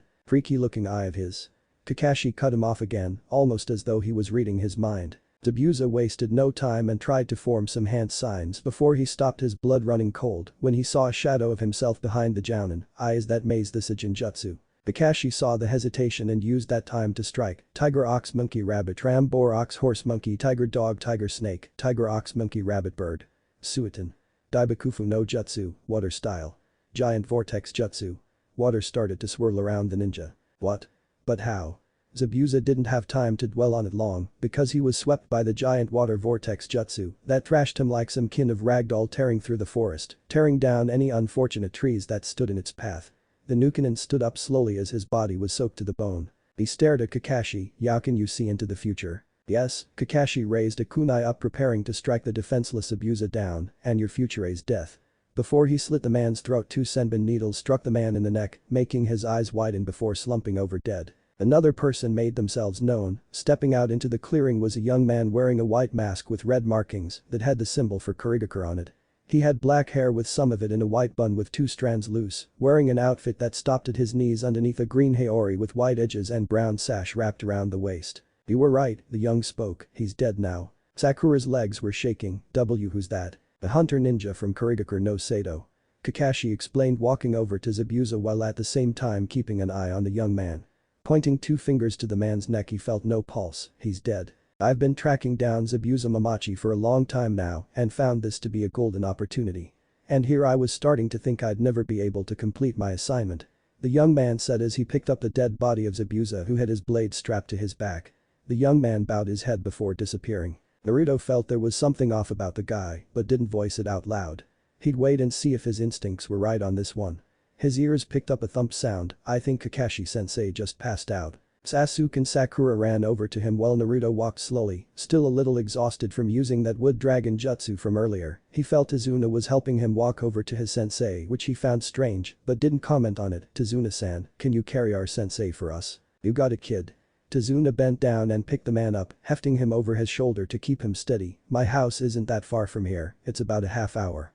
I'll take you there." "Thanks." Naruto thanked. Tazuna's house. "Tsunami, I'm home," Tazuna announced as the genin helped open the door and all walked inside the house. A young woman with black hair appeared from the kitchen. "Dad, you're home." "Oh, do we have guests?" "Yes, they're the ninja that protected me on my way back here," Tazuna said. "This is Sasuke Uchiha, Sakura Haruno, and Naruto Uzumaki." Her eyes widened when he said the blonde boy's last name and looked over at him. Sensing he was being stared at, he spoke. "Is there something wrong?" "And no, of course not. Please come inside." "Oh, he doesn't look so good, Dad, take him upstairs," Tsunami told her father. Just then a little boy with a white cap wearing green overalls walked downstairs. "Mom, who are these people?" The boy eyed them. "Oh, Inari, these are the ninjas that helped your Jiji get here safely. Say hello." She smiled. Inari glared at them. "They're just going to die anyway. They should just leave." He ran back upstairs. "Inari!" Tsunami yelled. Sasuke's eyebrow twitched. Sakura looked mad. "Who does that brat think he is?" Naruto simply sighed. "We should get Kakashi-sensei upstairs and let him sleep." Azuna nodded and brought the man upstairs with the three genin following right behind him. Sasuke opened the door to the room, allowing Tazuna to bring the comatose Kakashi inside and laid him down on the futon. With his students gathered around the unconscious man. "You guys can sleep up here with him if you want, looks like he's already asleep." The man looked over at Naruto, who was slumped near the window holding onto his cane, passed out sleep. The man chuckled, getting a blanket out from the closet and placing it around the boy. Sakura rolled her eyes. "Honestly, how is he already asleep? Because he and the other boy did most of the work and you didn't." Tazuna frowned at the girl. She felt as though someone just drove a kunai to her chest, hearing the client bluntly tell her she didn't pull her own weight during this mission. Well, it's true she protected Tazuna twice, but that wasn't saying much about her abilities as a kunoichi. What would she do if those ninjas weren't taken down by Naruto and Sasuke at the time and one of them managed to slip past and come straight for her? What would she do? Stand there and be scared? Sasuke agreed with what Tazuna said. He and Naruto were basically the only one pulling their own weight into the mission, while all she did was look scared and ready to faint. Is she really even suitable at being a kunoichi? He didn't even know anymore. The next day Kakashi woke up feeling better after getting a night's rest and wondered where his students were. He heard the door open, making him look over to see who it was and saw it was Naruto, who had his can in one hand and a cup of tea in the other. "Naruto? You're awake then, huh?" the blonde said, walking in and making his way over to him, passing him the tea. "Here, Tsunami-san made it." Kakashi took it and brought his mask down to drink it. It was too bad Naruto couldn't see because it would have been fun to tease him about what was underneath his mask. Having finished his tea he looked over at his student, "Where are Sasuke and Sakura?" "Downstairs eating breakfast," Naruto told him, "when I finished mine I came up here and brought some tea for you." "How thoughtful of you." Kakashi smiled. "If you say so." Naruto shrugged. The Jounin gave the blonde a serious look, "Engaging Zabuza like that was dangerous, Naruto." "Technically I didn't engage him, and besides it wasn't just me, Sasuke was there helping too. The plan was to go after the clone first, then try to dispel it. When that was done, we were to force Zabuza's hand in freeing you from the water prison." "It worked," Naruto told the Jounin casually. Kakashi blinked. "You thought of a strategy in such a tense situation." "Strategy? Well, I guess you can say that, but it involved me keeping calm, and that wasn't exactly easy. Being blind means my senses are sharper than most, and I can easily sense negative emotions in droves, like anger, hatred, jealousy, and killing intent being the worst of them all. Zabuza's killing intent was up there, but being around the old man and having felt his at full force twice I got used to feeling it, but still Zabuza's was potent enough to force Sasuke into almost taking his own life and making me just as uneasy." Naruto explained. Kakashi sat there and stared at his student as he explained himself. "Is he finally opening up to me? Anyway, I'm not arrogant enough to think I actually stand a chance against one of the 7 swordsmen of the mist. I'm surprised we even managed to trick him into freeing you from the water prison, but I doubt we'd be able to do it again," Naruto said. Kakashi didn't miss the "do it again" part of the sentence and was about to ask when Sasuke and Sakura walked in. When they saw their sensei was awake they were relieved, though Sasuke will try to deny it. "Kakashi-sensei, you're awake." Sakura was relieved to see he was okay and sat down near the futon. Sasuke sat on the other side. "I'm doing just fine, just needed some sleep is all." Kakashi smiled at his 2 students before his face became serious. "Now since you're all here, I feel you should know that Zabuza is still alive." "What?" Sakura yelled. Sasuke looked eager to go up against Zabuza again, and Naruto had his suspicions when he felt some chakra flow still going on in Zabuza. "How do you know?" Sakura questioned, hoping he was wrong. Kakashi looked over at Naruto. "Did you sense he was still alive even though he wasn't breathing anymore?" Naruto nodded. "I still felt some signs of life in Zabuza, even though you said he was no longer breathing." "What was the weapon that Hunter Nin used?" "Senbon." "Yeah, he's still alive." "What are you two talking about?" Sasuke questioned. "My mentor told me that Senbon needles put you in a death-like state if used in the right hands, especially if you get hit in the neck with them." Naruto explained what Yamato-sensei said when it came to working with different weapons. "That's right, it didn't even occur to me at the time because I was low on chakra and exhausted. Another red flag is that Hunter Nin disposed of the body by burning it, so there's nothing left. This one simply took Zabuza's body along with him as he disappeared," Kakashi stated. The 3 genin took the time to process what they were told. "How long do you think it'll take for Zabuza to come back for a rematch?" "I'd say about a week, which means you 3 need to train and guard Tazuna during the week we have to prepare," Kakashi told them seriously. Naruto didn't mind the training because he was thinking about doing some training himself while he was here. His sword skills could still need some work. Zabuza opened his eyes slowly and saw the face of his partner. "Did you have to stick them in my neck, Haku?" Haku merely chuckled. "My apologies, Zabuza-sama, but I believe it was the smartest move to make in your current situation." He closed his eyes. "You saw right?" "Yes, the blonde one's Kekkei Genkai took me by surprise. I was told that no one in the village showed any signs of having it since the death of their Shadame, so I was surprised," Haku expressed. "Yeah. But that's not all I discovered about the braids completely blind," he told the boy. Haku's eyes widened. "Blind? But he didn't act as though he was." "No shit. Back when I was still with the 7 swordsmen there was a blind samurai from the land of iron that gave us a run for our money. There were mist ninja with us at the time, but that didn't matter to the guy. Killed every last one of them in one single sword strike. First time in my life I've been scared of someone. A blind samurai is dangerous, but a blind ninja is a beast." "I see, so he's our biggest threat then?" Haku asked. "Yeah, but I still like the kid," Zabuza admitted. Haku couldn't help but smile. The door opened and in came Gato along with 2 thugs. Well, look at this." So this is what the famous demon of the mist had been reduced to. He walked over to the bed about to touch him when Haku grabbed his wrist, squeezing it tightly. Haku glared at the man. "Keep your filthy hands off of him." Letting the man's wrist go. Gato rubbed his sore wrist. "Just get the job done or else."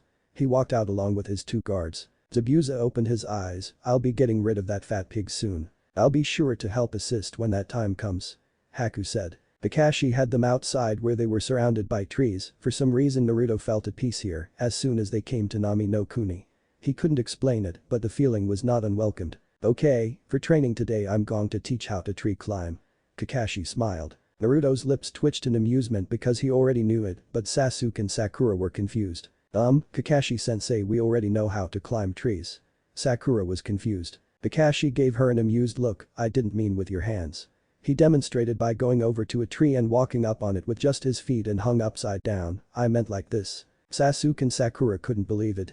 They never learned that in the academy. Kakashi jumped down, alright, your turn to try. The three of them got to work and started walking up the tree. Sakura and Naruto had no problems, what with the blonde having done it before with Yamato, but Sasuke had a hard time and fell due to poor chakra control. Well, it seems Naruto and Sakura have it down. Keep trying, Sasuke. Kakashi said. You can do it, Sasuke-kun. Sakura cheered, hoping he didn't hate her for being able to do it. Naruto simply jumped down and walked away, much to the confusion of his team. Going somewhere, Naruto? Don't worry about it.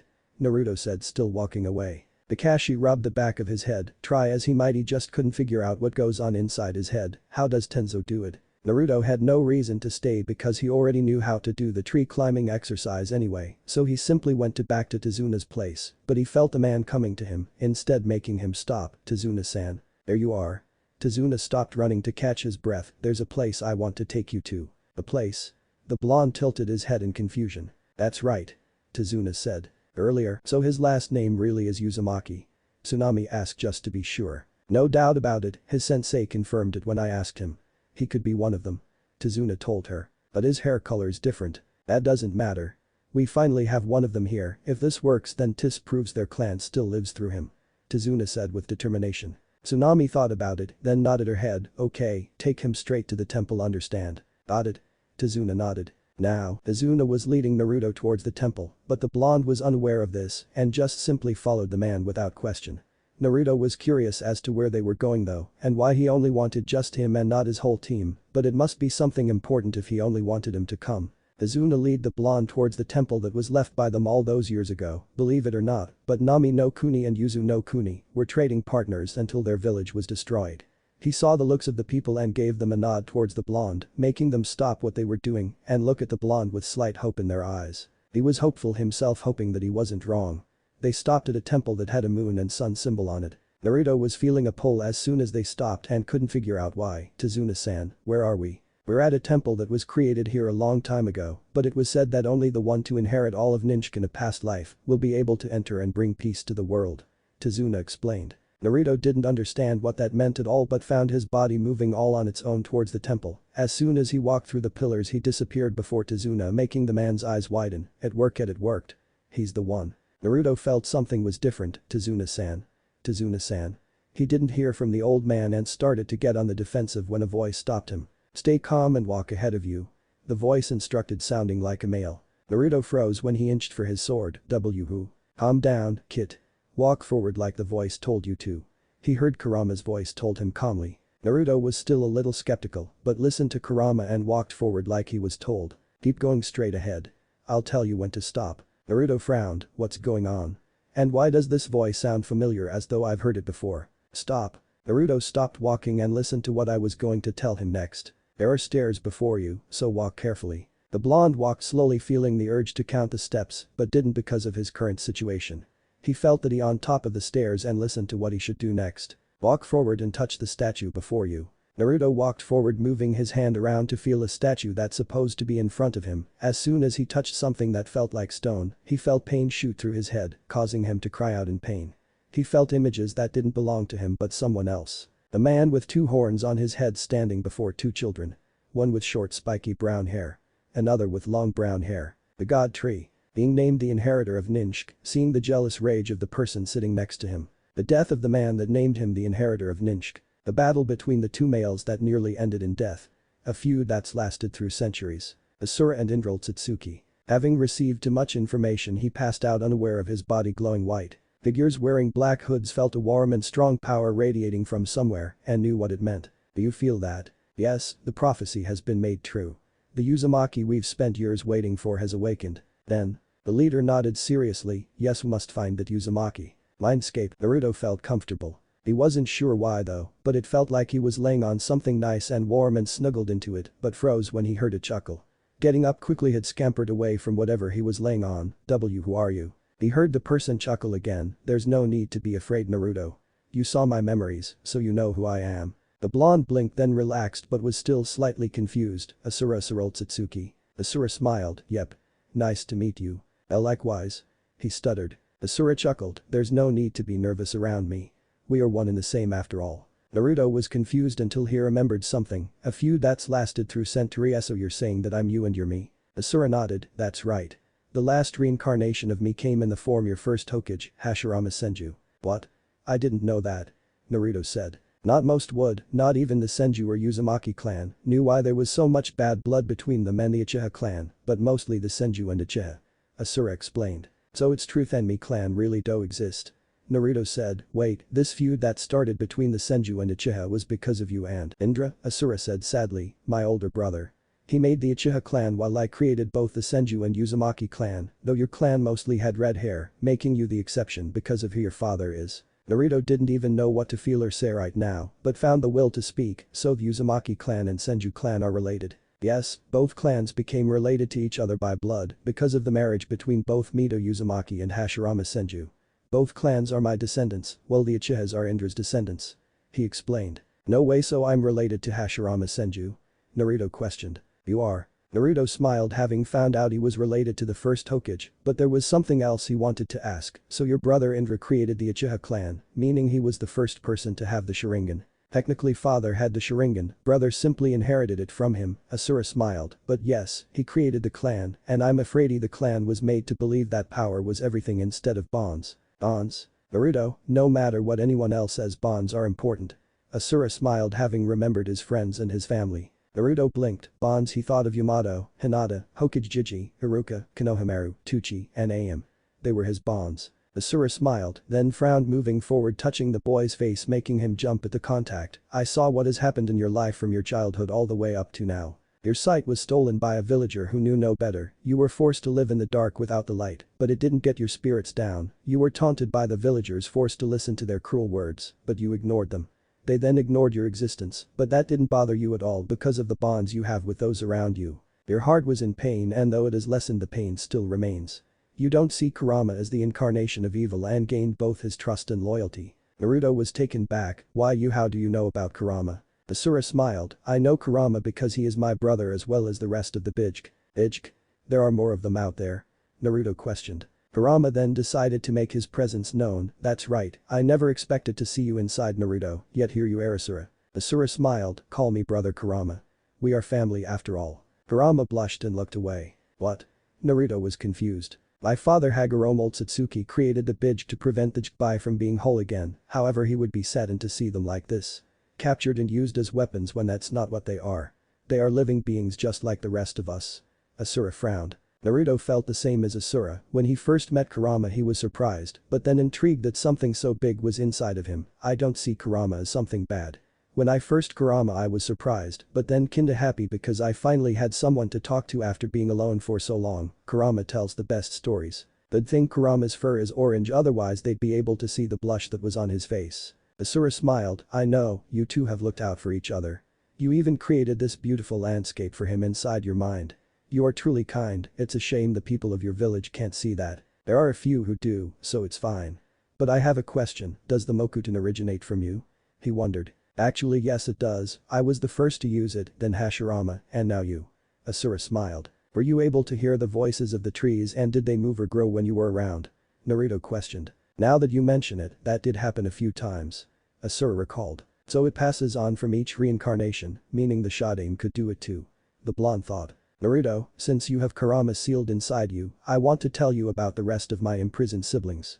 Asura told him. Naruto nodded. There's the Ichibi Shukaku, Nibi Matatabi, Sanbi Isobu, Yanbi Sangak, Gobi Kakum, Rakubi Seiken, Nanabi Chimei, and Hachibi Jiki. He named his siblings and tales. Of Kurama the Kikbi that makes all 9, but you mentioned the Jikbai. Is it dangerous? Naruto questioned. Asura gave him a serious look. The Jikbai is a representation of my grandmother, Kagura Satsuki. My father became its first Jinchuriki and split its chakra into 9 pieces, so it would cause no further harm. Those 9 pieces were Kurama and his siblings.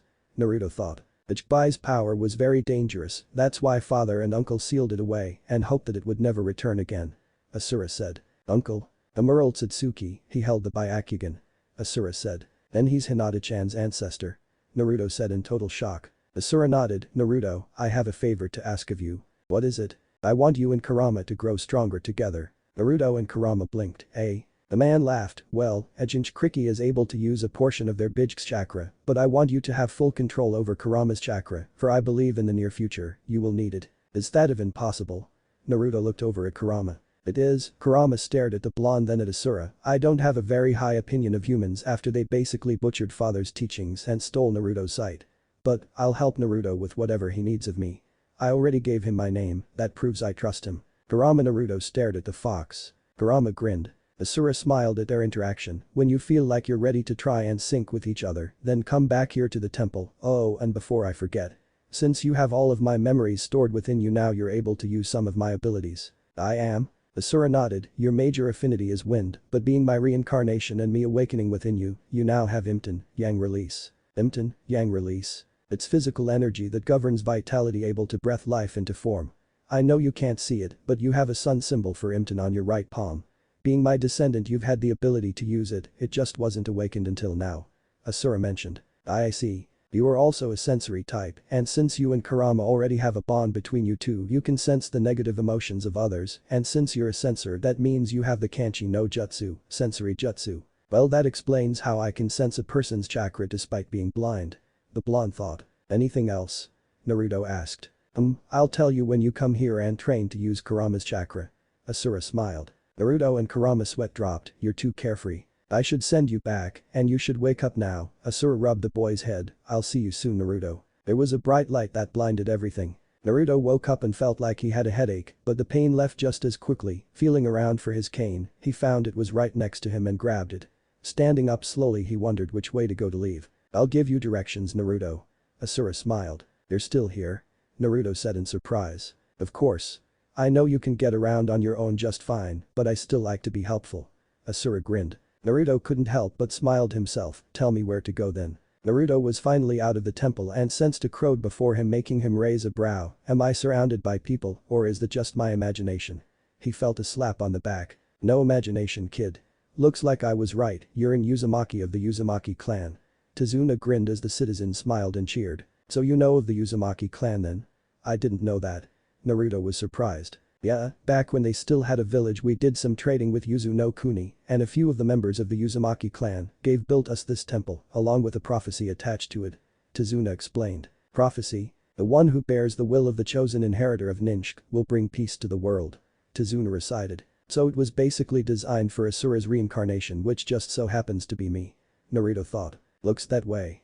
Asura said. I take it you didn't write this prophecy? No, I wonder who did. We'll think about that later, we should head back to the house. I'm getting hungry. Agreed. Naruto and Tazuna walked back to the house with the man sporting a huge smile on his face, probably because he was right about Naruto being in Uzumaki.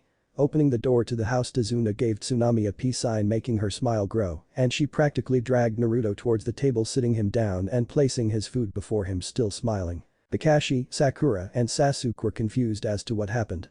They came back to the house and Tsunami told them that her father needed to see Naruto for something important and that she couldn't tell them. Waiting at the house for about an hour the two finally walked in. Kakashi didn't know why, but it felt like the aura around Naruto had changed somewhat.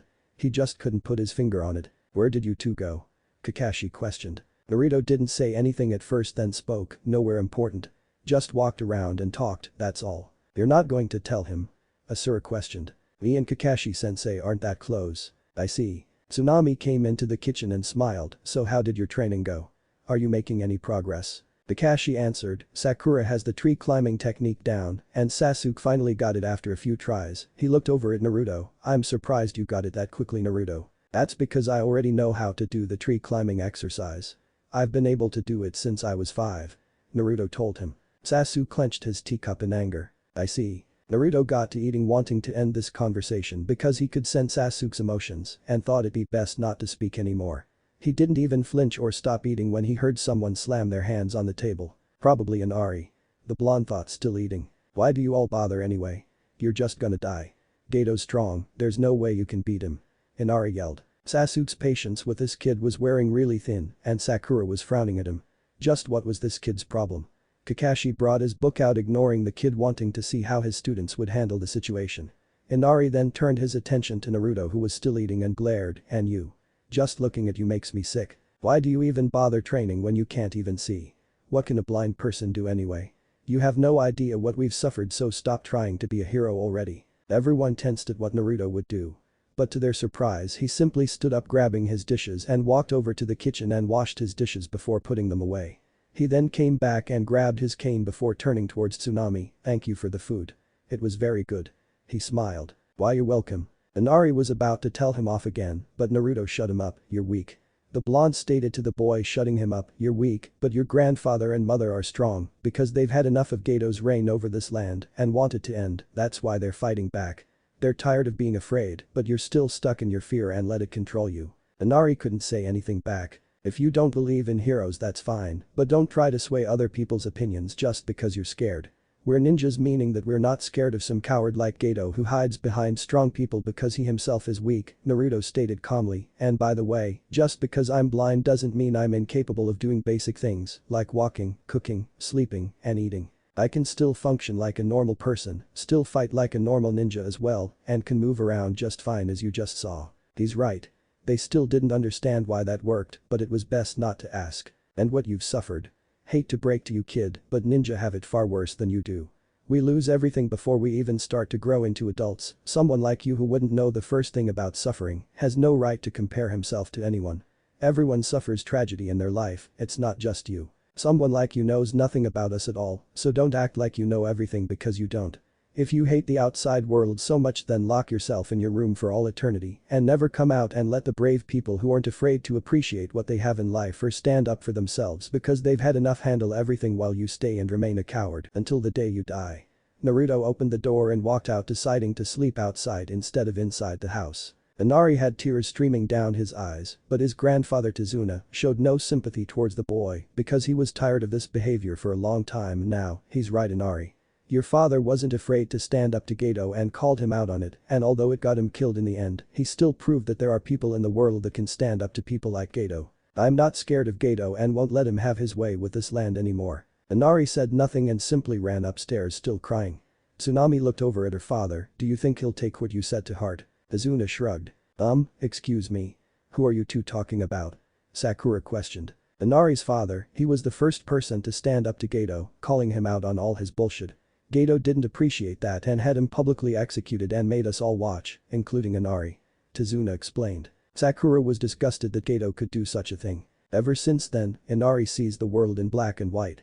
Yuta's father wouldn't want him to think that it's fine to just give up and let people walk all over you. "I'm glad Naruto said what I've been trying to say for a while now." Tazuna looked at Kakashi. "Now that I think about it, how did he lose his sight anyway? Was he born blind?" Kakashi closed his eye. "No, up until he was 5 years old he could see just fine. He lost his sight at 5 years old." Tsunami gasped. "How did it happen?" Tazuna asked curiously. Sasuke and Sakura were curious to know themselves. Kakashi opened his eye and looked away from them. "It's best you don't know how. Not until he's ready to tell you himself." Everyone in the room didn't pester him about it anymore, knowing that it probably wasn't very pleasant to talk about. Aku wandered through the woods looking for some herbs, but instead he saw the blonde Zabuza talked about sleeping upright on a tree holding his cane in hand, but that's not all he saw. The blonde was surrounded by plants, and 2 birds were perched on his each shoulder that Haku couldn't help but feel mesmerized. He walked over and simply stared at the sleeping blonde, fascinated about how he was able to sleep like this and feel completely at ease. "Can I help you with something?" Naruto spoke, making Haku flinch. "I am sorry, I didn't mean to wake you." Haku apologized. "It's fine," Naruto yawned as he opened his eyes. "I woke up as soon as I sensed I was being watched. I just wanted to see what you do." Haku was staring at his eyes. Zabuza-sama was right. He really is blind.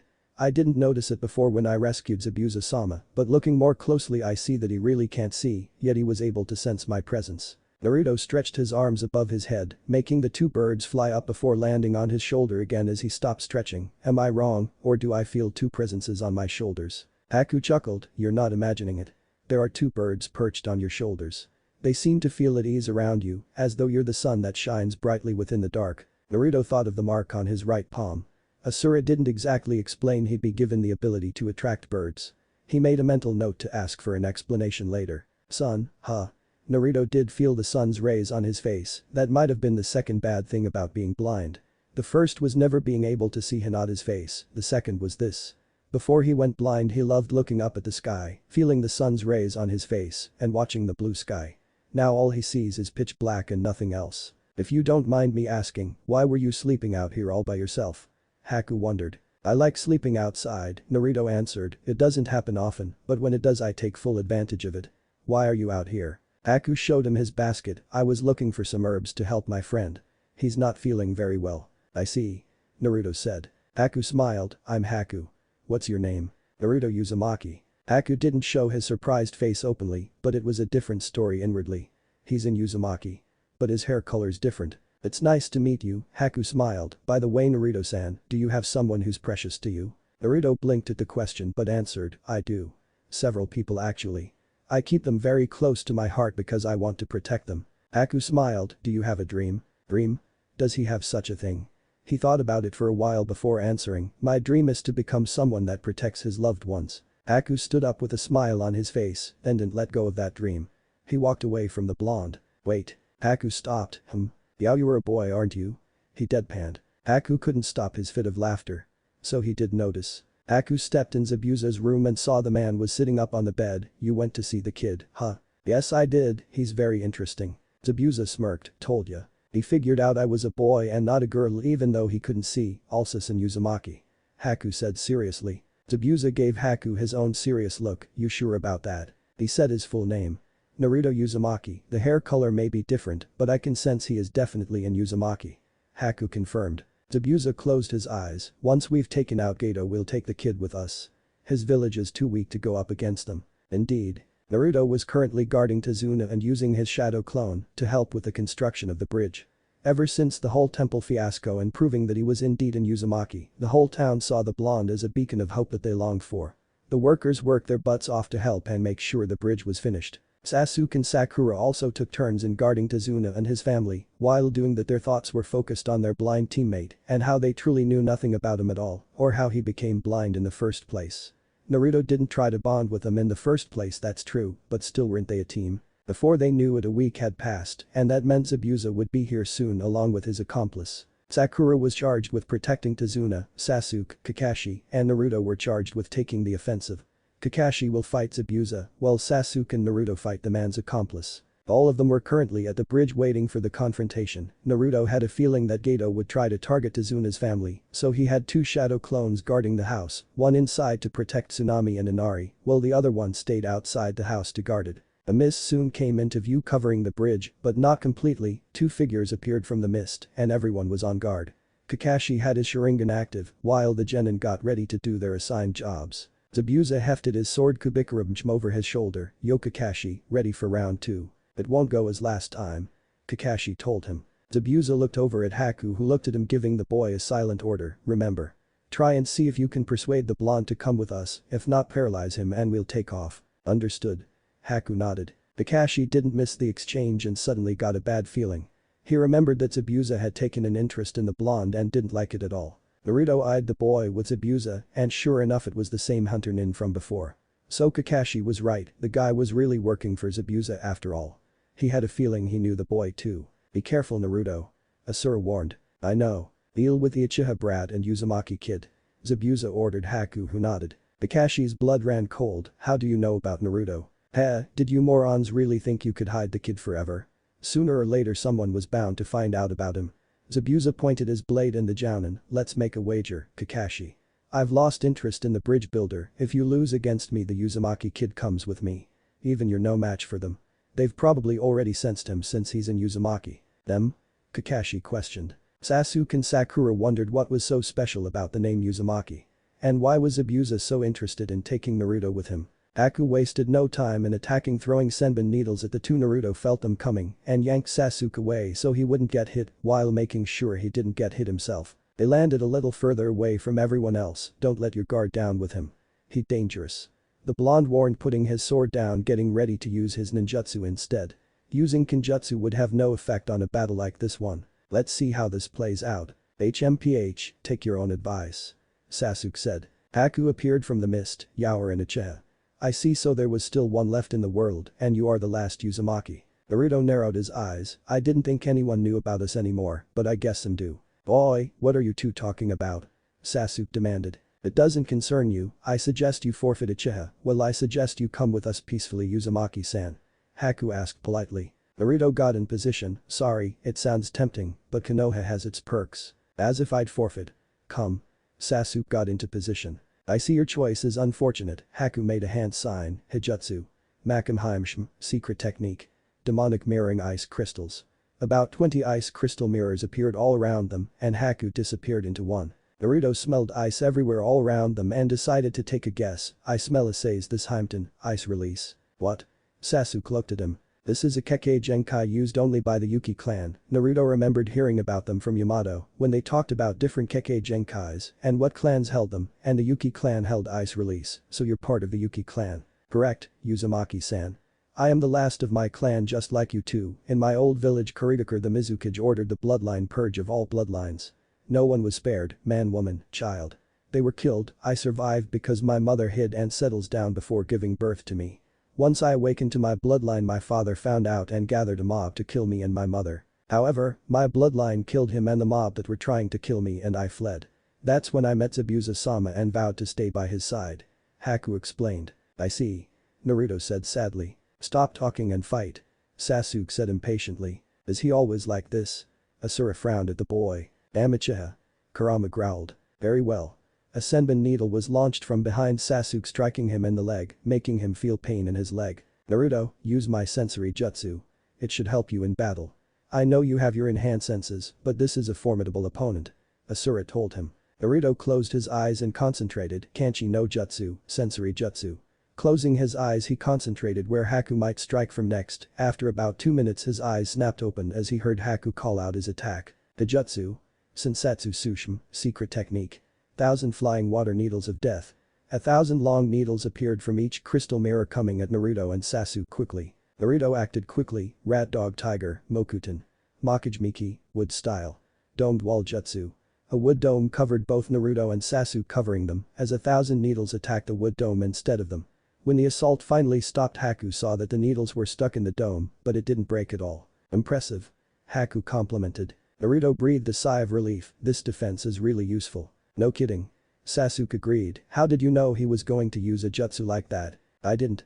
I just sensed he was going to use a really big one like the ice mirror technique. Naruto stated he put the wood dome down and Sasuke took that time to attack. Rat tiger dog ox rabbit tiger. Kaiten. Msenka no jutsu, fire style. Phoenix flower jutsu. Sasuke sent his trademark fireball jutsu at the ice pillars in front of him, hoping that it would at least melt one of the ice pillars, but it didn't. What? So they're resistant to fire release techniques then, huh? Naruto observed. Haku sent more senbon needles at them, prompting them both to dodge out of the way. The hunter nin observed them. I see, you are now both able to read and sense my movements. Naruto looked over at Sasuke and saw it. The Uchiha had finally awakened his Sharingan. Looks like you have your Sharingan active now. Sasuke smirked. Finally his Sharingan was awakened. Now he can follow Haku's movements as well as copy any jutsu Naruto might use. Haku sent more senbon needles at the two, both of them just barely getting out of the way. Sasuke was able to because of his Sharingan and Naruto, because he could sense the attacks coming. Sasuke was starting to get used to Haku's movements and made to use another fireball jutsu, snake ram monkey boar horse tiger. Kaiten. Pankakik no jutsu, fire style. Fireball jutsu. Sasuke sent a giant fireball at the mirrors hoping to end the fight then and there. The Uchiha watched as the flames dispersed and to his surprise the ice still hadn't melted. What? Sasuke couldn't believe it was still there and he had used up a lot of chakra when using the fireball jutsu. I'm sorry but I'm afraid you've lost, Haku said from behind the Uchiha air, making him freeze in place. Hijutsu. Sensetsu Sushim, secret technique. 1,000 flying water needles of death. Using the same technique as before he sent 1,000 senbon needles at the Uchiha air, the needles piercing his body as he cried out in pain and soon fell backwards unmoving. Haku stopped his jutsu and looked over at Naruto. I did not wish to kill your friend, but he left me with no choice. It's fine, besides you didn't exactly kill Sasuke anyway. You missed hitting anything vital on purpose, didn't you? Naruto said calmly. Haku's eyes widened from beneath the mask. Naruto wasted no time in attacking. Rat rabbit dog. Futon. Shinkyoku, wind style. Vacuum bullets.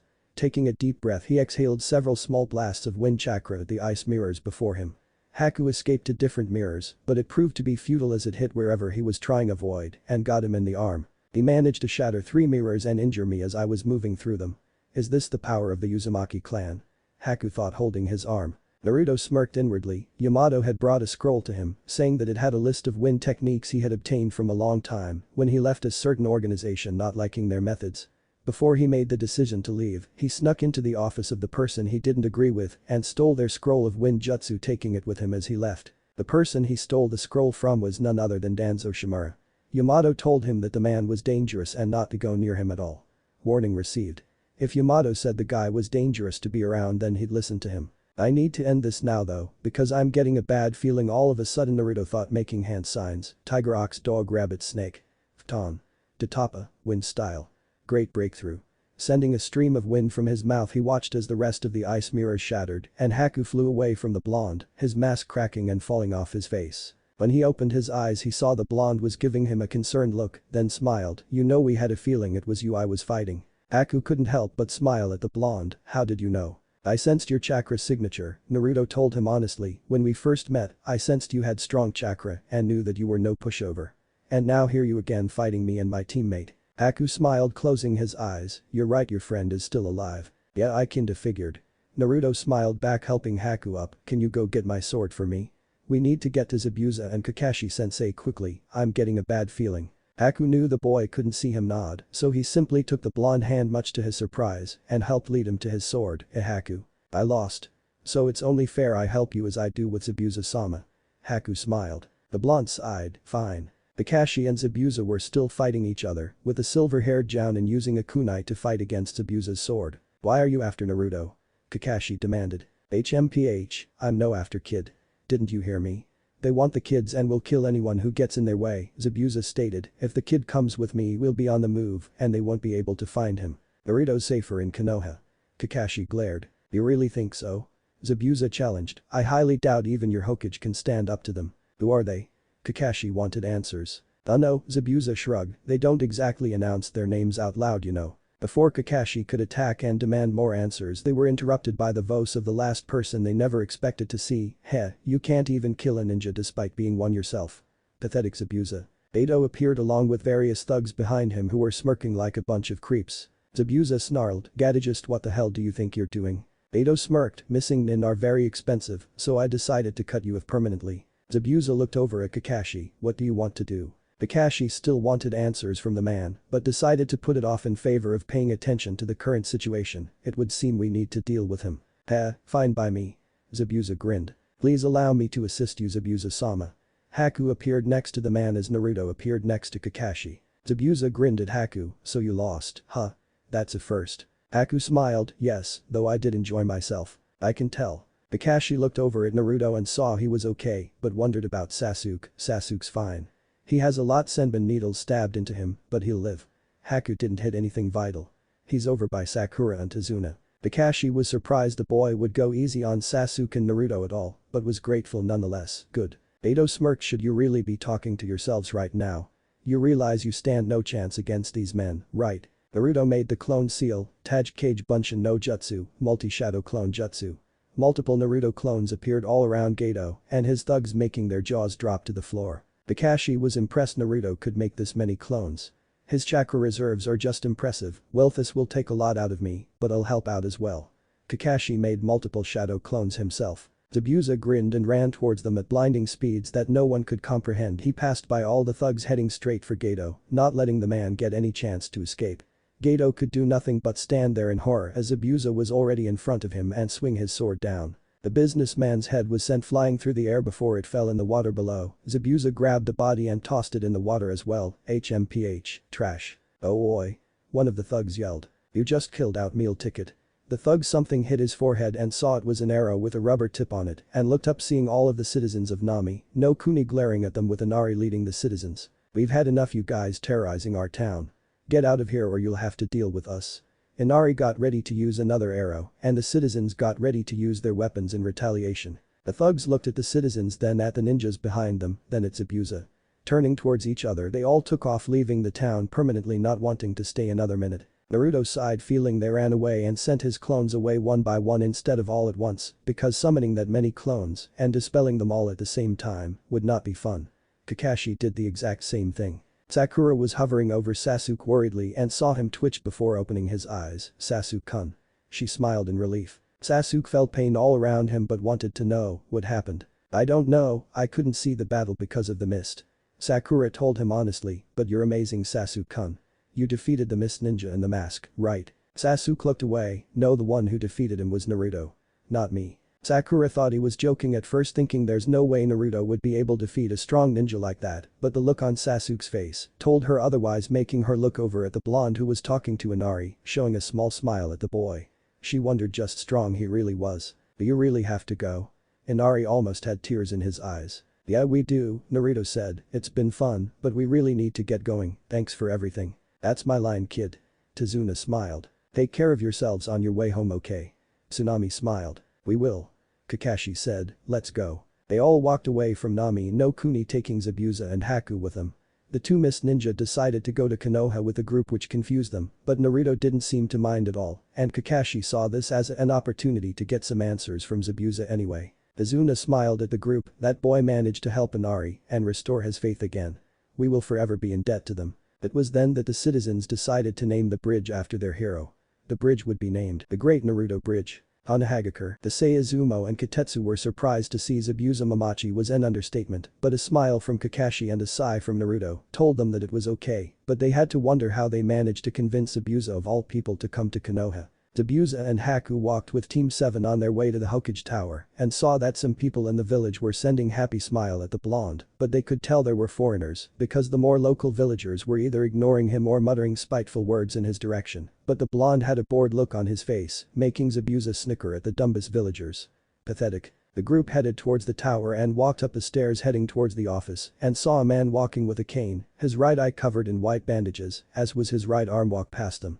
Naruto felt Kakashi's emotions started turning negative as soon as the man passed by him and was slightly curious. Even though he couldn't see the person, he could feel multiple chakra signatures that felt eerily familiar.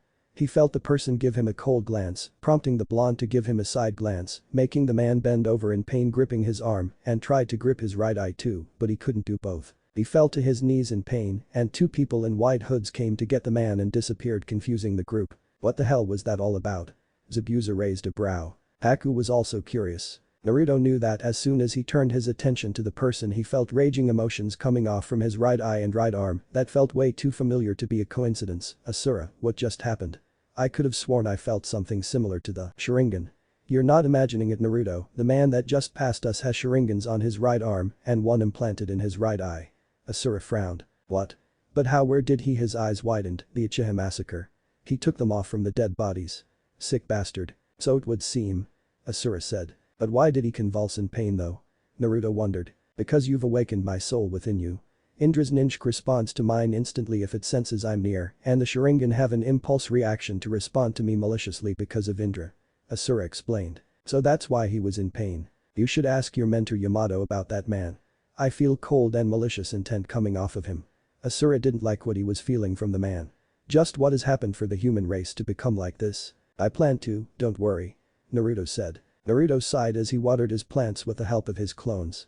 The Hokage wasn't very happy when he found out about how their simple C-rank mission became A rank, not to mention that the ninjas hired to kill the bridge builder was standing right before him along with his apprentice, but a good word from Naruto made the old man deflate a little. He did place Zabuza on probation for about a week, and Haku was promoted to chunin and was asked to go see Ishida-sensei at the hospital, seeing as how the boy has excellent medical skills. With that done, the Hokage dismissed Sasuke and Sakura, only asking that Kakashi and Naruto stay behind to discuss something important to them. Zabuza told the old man about Haku's Kekkei Genkai, and the old man promised the man that he would keep it a secret, just like he's been keeping Naruto's Mokuton a secret from the council. The former Mist Ninja was grateful for this and bowed to the old man. He then told the Hokage bluntly that he will help train Naruto with his Kenjutsu skills, much to Kakashi and Hiruzen's surprise, even Naruto, but Haku smiled. Ultimately the decision rested with Naruto. The blonde aide he'd be honored to be taught by the man and told him that his skills with the sword are still novice-based and needed some guidance. Zabuza said when he got through with him his skills won't be novice for long, making Hiruzen and Kakashi sweat drop. They did not need another Zabuza, especially in Naruto. Now here Naruto was watering his plants, trying to clam his nerves down after his little run-in with that person with multiple Sharingans earlier. For some reason he thought of this Danzo guy Yamato-sensei told him about on time and wondered if that person might have been Danzo Shimura. If he was, then he needed to tell Yamato-sensei what he felt from him. As if hearing his thoughts, the door opened and in came Yamato. He had a spare key to the apartment and would sometimes enter to take care of the plants while Naruto was either training or out on a mission. "Naruto. I heard your mission went from C rank to A rank and that Zabuza Mamachi is here. Is that true?" Yamato asked frantically. Naruto couldn't help but sigh. "Calm down, Yamato-sensei. You'll give yourself high blood pressure as you don't." Yamato couldn't help but fall down in I'm style. "Naruto. Yes, our C rank became A rank. The client Izuna lied to us, but everything worked out in the end and we completed our mission, and yes, Zabuza-sensei is here because he wants to help me improve my kinjutsu skills," Naruto said calmly. "I see what?"